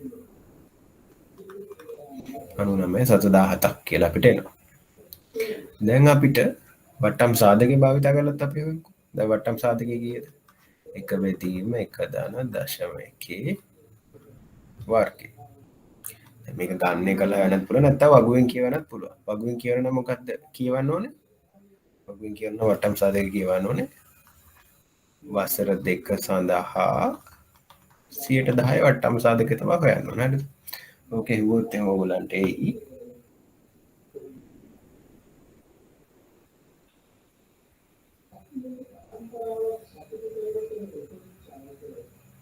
0.826 කියලා මේකේ උත්තරේ 0.826 දැන් අපිට වට්ටම් සාධකේ වැඩි කරලා හොයන්නත් පුළුවන් අපේ මතු වගේ 120 හිටියේ ඕක වට්ටම් සාධකයෙන් හෙව්වත් මේ වගේ අගයක් එනවා 99,712ක් කොහෙද එන්නේ මේ අගයන් එන්නේ මේ දශම ස්ථාන ප්‍රශ්නේ ඉන්නෝනේ ඒතර මේ වගේ අගයක් ටික තමයි එන්නේ දැන් බලමු මේ අගයන් දිහා බලලා වල මොනවද කියන්න පුළුවන් කියලා දැන් බලන්න අවුරුද්දකින් හම්බෙන 110ක වටිනාකම රුපියල් 100 අවුරුද්දකින් හම්බෙන 110ක වටිනාකම රුපියල් 100 දැන් අවුරුදු දෙකකින් හම්බෙනට වැඩි මුදලක් 120ක් හම්බෙන රුපියල් 10ක් වැඩිපුරත් හම්බෙනවා ඒත් එකේ වර්තමාන අගය කීයද 99 ගණන් තමයි වෙලා තියෙන්නේ කියන්නේ මේ අවුරුදු දෙකකින් රුපියල් 10ක් වැඩි මුදලක් හම්බ වෙලත් අද දවසේ වටිනාකම දිහා බලපුවාම අවුරුද්දකින් හම්බෙච්ච 110ට වඩා අඩු වටිනාකමක් තමයි හම්බෙලා තියෙන්නේ රුපියල් 10ක් වැඩි වෙලත්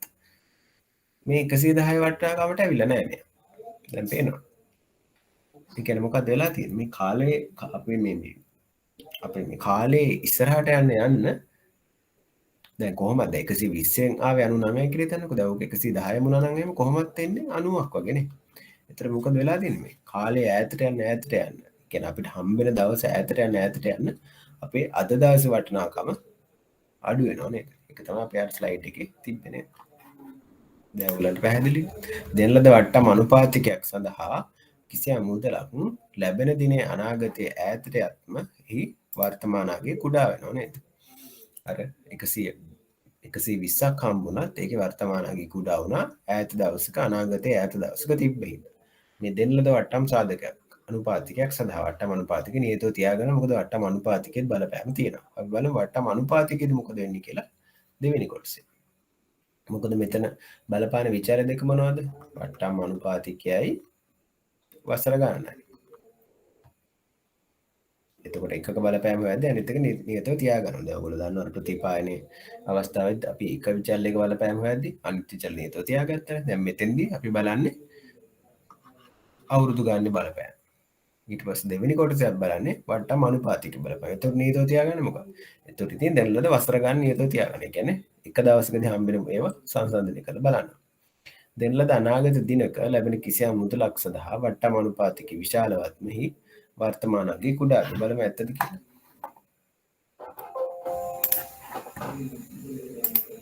දැන් මම මේකම හදනවා. දැන් මෙතන 110 110 පොලියනේ. දැන් මම මේකම හදනවා මේ විදිහට. මොකක්ද? මේක මම පොලිය කරනවා 120ක් කරනවා. එතකොට අපි හොයලා බලමු 110 වර්තමාන අගය කීයක් වේද කියලා. 110 බෙදන්න වෙනවා 1 දාන 0.2 0.2 නේ. 110 බෙදන්න 1.2 එතන මම මේ සරලා දාලාගයක් දාන්නම් මෙතන 83ක් වගේ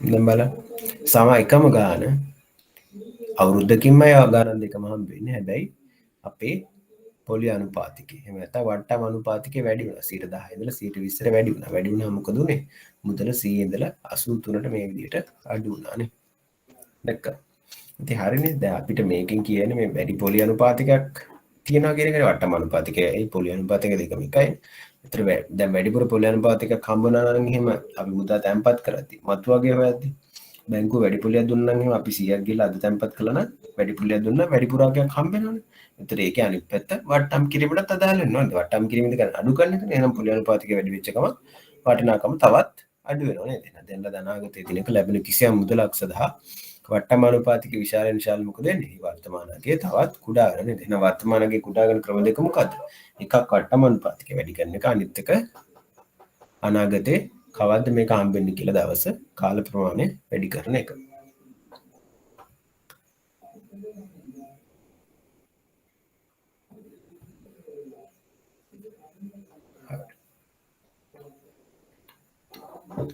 දැන් අපිට පුළුවන් මූල්‍ය ප්‍රවාහ ශ්‍රේණියක වර්තමාන අගය හොයන්න.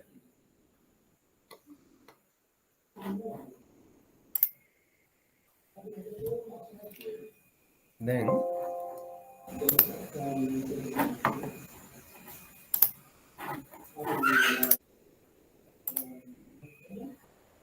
අද දවසේ මේක අද බැලුවොත් හෙට උදේ වෙනකොට ලැබෙන සලස්සන්න. මොකද අපි මේ ඊළඟ ඉරිදටත් මේ පාඩම තමයි කරගෙන යන්නේ. මේ පාඩම ඉතුරු ටික කරලා ප්‍රශ්න කරන්නේ. එතකොට ඊට කලින් මම අනිවාර්යෙන් ලැබෙන සලස්සන්න. සමා වෙන්න ඊට පස්සේ අපිට තියෙනවා මූල්‍ය ප්‍රවාහ ශ්‍රේණියක වර්තමාන අගය හොයන්න. දැන් අපි ශ්‍රේණියක හෙව්ව මොකක්ද කලින් මතු වගේ නේද?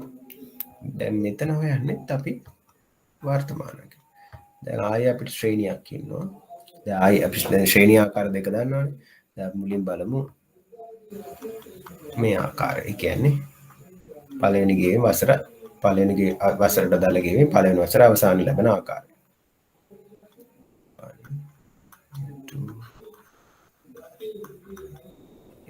1 2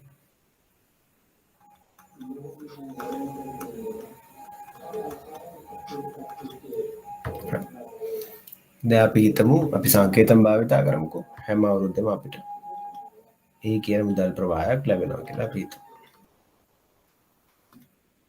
ප්‍රායෝගිකව අපි හිතන්නකෝ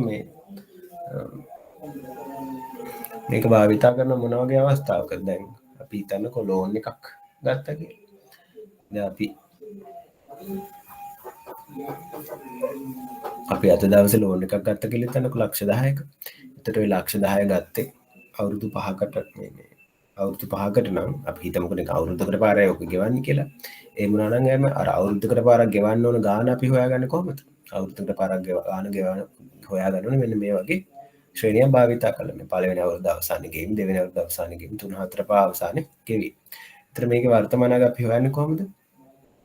දැන් අපිට තියෙන විසඳුම තමයි වෙන වෙනම වර්තමාන අග හොයන්න ඕනේ. පළවෙනි අවුරුද්ද මේකට දාලා වර්තමාන අගය හොයන්නේ කොහොමද? ඒ බෙදීම 1/6. මේකට දාලා වර්තමාන අගය හොයන්නේ කොහොමද? ඒ බෙදීම 1/6 ගේ වර්ගය. මෙතන ඒ බෙදීම 1/6 ගේ ඝනය. මෙතන ඒ බෙදීම 1/6 ගේ 4 වෙනි බලය. මෙතන ඒ වගේ ඒ බෙදීම 1/6 ගේ 5 වෙනි බලය. ඊට පස්සේ මොකද කරන්නේ? මේ ඔක්කොම ටික එකතු කරනවා නේ. දැන් මේකට ඇත්තටම අපිට කෙටි සූත්‍රයක් නැහැ.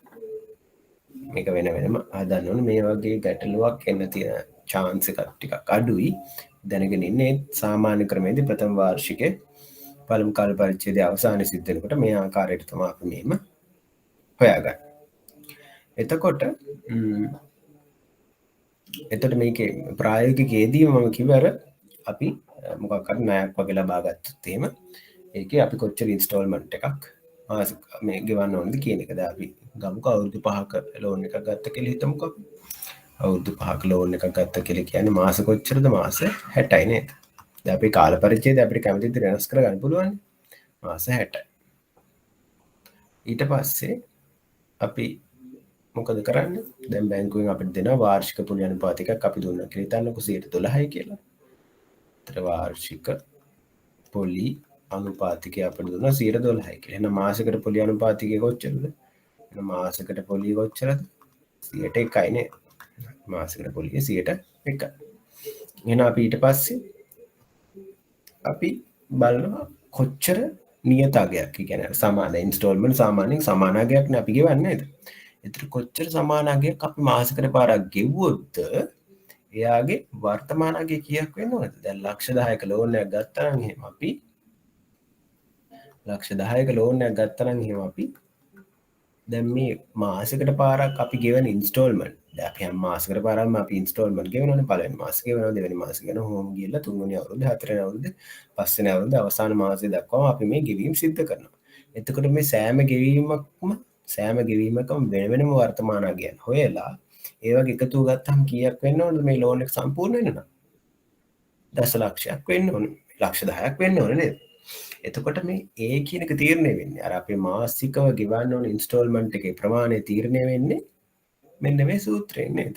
ඒ කියන්නේ අර වර්තමානගේ ලක්ෂ 10ක් වෙන විදිහට ඒ දෙන ලද පොලි අනුපාතිකය යටතේ සහ දෙන ලද කාල පරිච්ඡේද ගන්න යටතේ මෙන්න මේ කීයක් ගෙවන්න ලක්ෂ 10 වෙනි කීයක් ගෙවන්න ඕන කියන එක මත තමයි අර අපේ ඉන්ස්ටෝල්මන්ට් එකේ ප්‍රමාණය තීරණය වෙන්නේ. එතකොට මේකේ දෙවන ආකාරයක් තියෙනවා. මොකද්ද දෙවන ආකාරය? ප්‍රථම වාර්ෂිකයේ වහාම සිදුවන ආකාරය. ඒතර ප්‍රථම වාර්ෂිකයේ වහාම සිදුවන ආකාරයේ වෙනස මොකක්ද?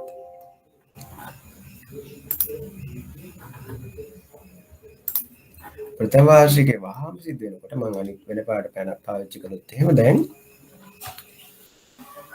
දැන් පළවෙනි ගෙවීම සිද්ධ වෙන්නේ මෙන්න මෙතෙන්දී. පළවෙනි ගෙවීම සිද්ධ වෙන්නේ මෙන්න මෙතෙන්දී. එක. දෙවෙනි ගෙවීම මෙතෙන්දී. කළු පාටි මම මේක දාන්නේ. තුන්වෙනි ගෙවීම මෙතෙන්දී. හතරවෙනි ගෙවීම මෙතෙන්දී. පස්වෙනි ගෙවීම මෙතෙන්දී. කියන්නේ පස්වෙනි අවුරුද්දට දාන ගෙවීම පස්වෙනි අවුරුද්ද ආරම්භයේ තමයි ගෙවීම සිද්ධ වෙන්නේ. එතන වර්තමානක් හොයද්දි පළවෙනි වර්තමානගේ හොයද්දි මොකද වෙන්නේ? පළවෙනි වර්තමානගේ වට්ටම් කිරීමක් අවශ්‍ය වෙන්නේ නැහැ මෙතෙන්දී. පළවෙනි වර්තමානගේ කෙලින්ම ඒ විතරයි. මොකද? ඒ හිතන වට්ටම් කිරීමක් අවශ්‍ය වෙන්නේ නැහැ. පළවෙනි ගෙවීම ආරම්භයේදීම සිද්ධ වෙනවානේ. ඒතර දෙවෙනි ගෙවීමට තමයි පළවෙනි වට්ටම් සාධකයේ යෙදෙන්නේ. ඒ බෙදීම 1 R කියලා. එතකොට ඔහොමම ගිහිලි ඉවරලා අවසාන වට්ටම් සාධකයේ කොහොමද එන්නේ? දැන් අවුරුදු 5ේදී වට්ටම් සාධකයේ යෙදෙන්න ඕනේ කීවෙනි බලයේද මේ? එයා වට්ටම් වෙන්නේ 1යි 2යි 3යි 4යි. 4 පාරයි එයා වට්ටම් වෙන්නේ. එතකොට මේ බෙදීම 1 R ගේ 4 වෙනි බලයෙන් ඕක නවතිනවා. දැන් වෙනස තමයි මෙතන පළවෙනි එක වට්ටම් වෙන්නෙම නැහැ. හැබැයි අවසාන එක වට්ටම් වෙන්නේ එකක් අඩුයි. සාමාන්‍ය ආකාරයේදී නම් එකෙන් පටන් අරන් 5ට යනවා. වහාම සිදුවන ආකාරයේදී බිඳුවෙන් පටන් අරන් 4ට යනවා.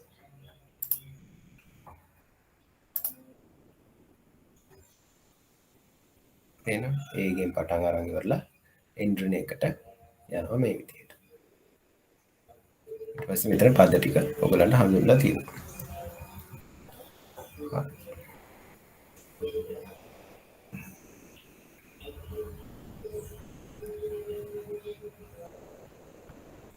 අපි පොඩි ගැටලුවක් හදමු.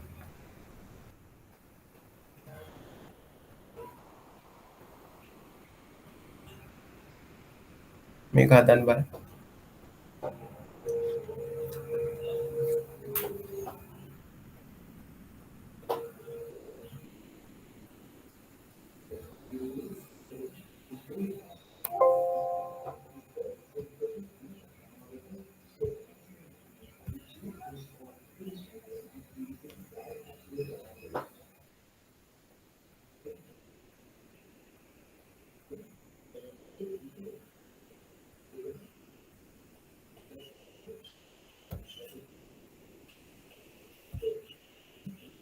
හදලා උත්තරේ දාන්න.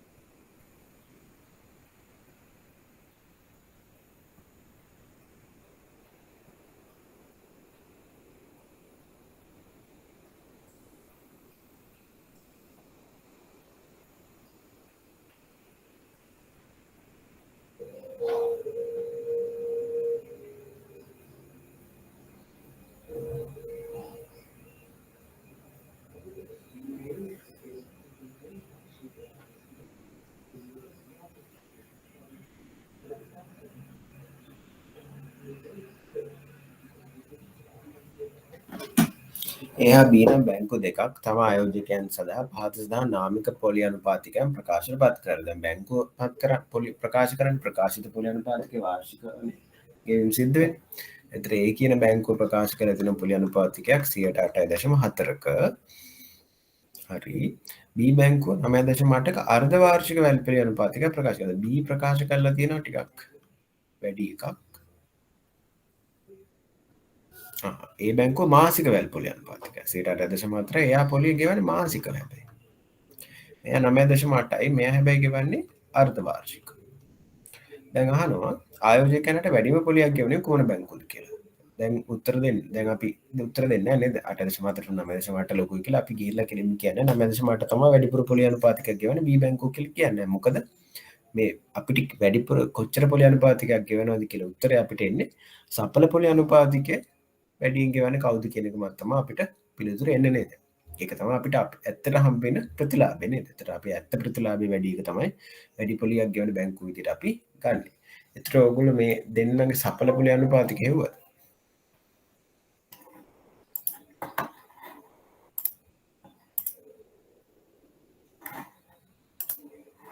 සඵල පොලි අනුපාතික හෙව්වද?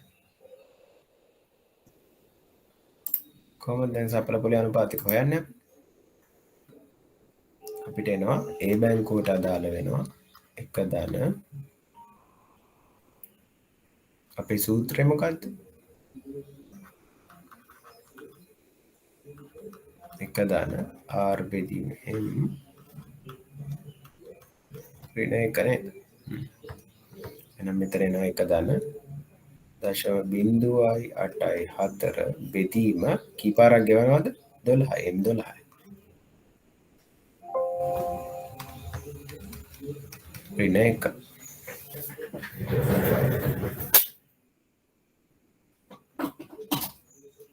සූත්‍ර පොවෙනාගේ දාන්න. බී බැංකුව වෙනවා එක ධන 0.9.8 බෙදන්න ඕනේ කීයෙන්ද?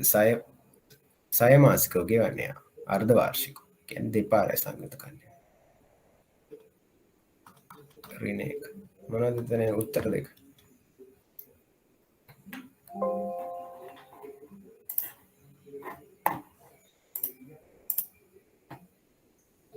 දාන්න බලන්න. හරි. වෙලාවත් පහු වෙලා හින්දා එහෙනම් ඔයගොල්ලෝ ගෙදරදී සුළු කරලා බලන්න. එතකොට කොයි බැංකුවද තෝරගන්න ඕනේ? මේ සඵල පොලි අනුපාතික AER සඳහා වැඩියකට ලබා දෙන බැංකුව තමයි අපි තෝරගන්න ඕනේ නේද? හරි. හරි. එහෙනම් අපි අදට පාඩම මෙතනින් අවසන් කරමු. එතකොට අපි ලබන සතියේ ඉරිදා පුරුදු විදියට කියන්නේ මේ සතියේ ඉරිදා දැන් මේ ඉරිදා පන්තිය තියෙනවා පුරුදු විදියට. එතකොට මේ පන්තියේදී අපි ආරම්භ කරමු මෙතන මේ ඊළඟ තව සිද්ධාන්ත ගැටලු කීපයක් සිද්ධාන්ත කරුණු කීපයක් දෙන ඒ ටික සාකච්ඡා කරලා මේ පාඩමට අදාළ ගැටලු අපි සාකච්ඡා කරමු. එහෙනම් අපි මේ ඉරිදා උදේ 8ට හම්බ වෙමු. ස්තුතියි.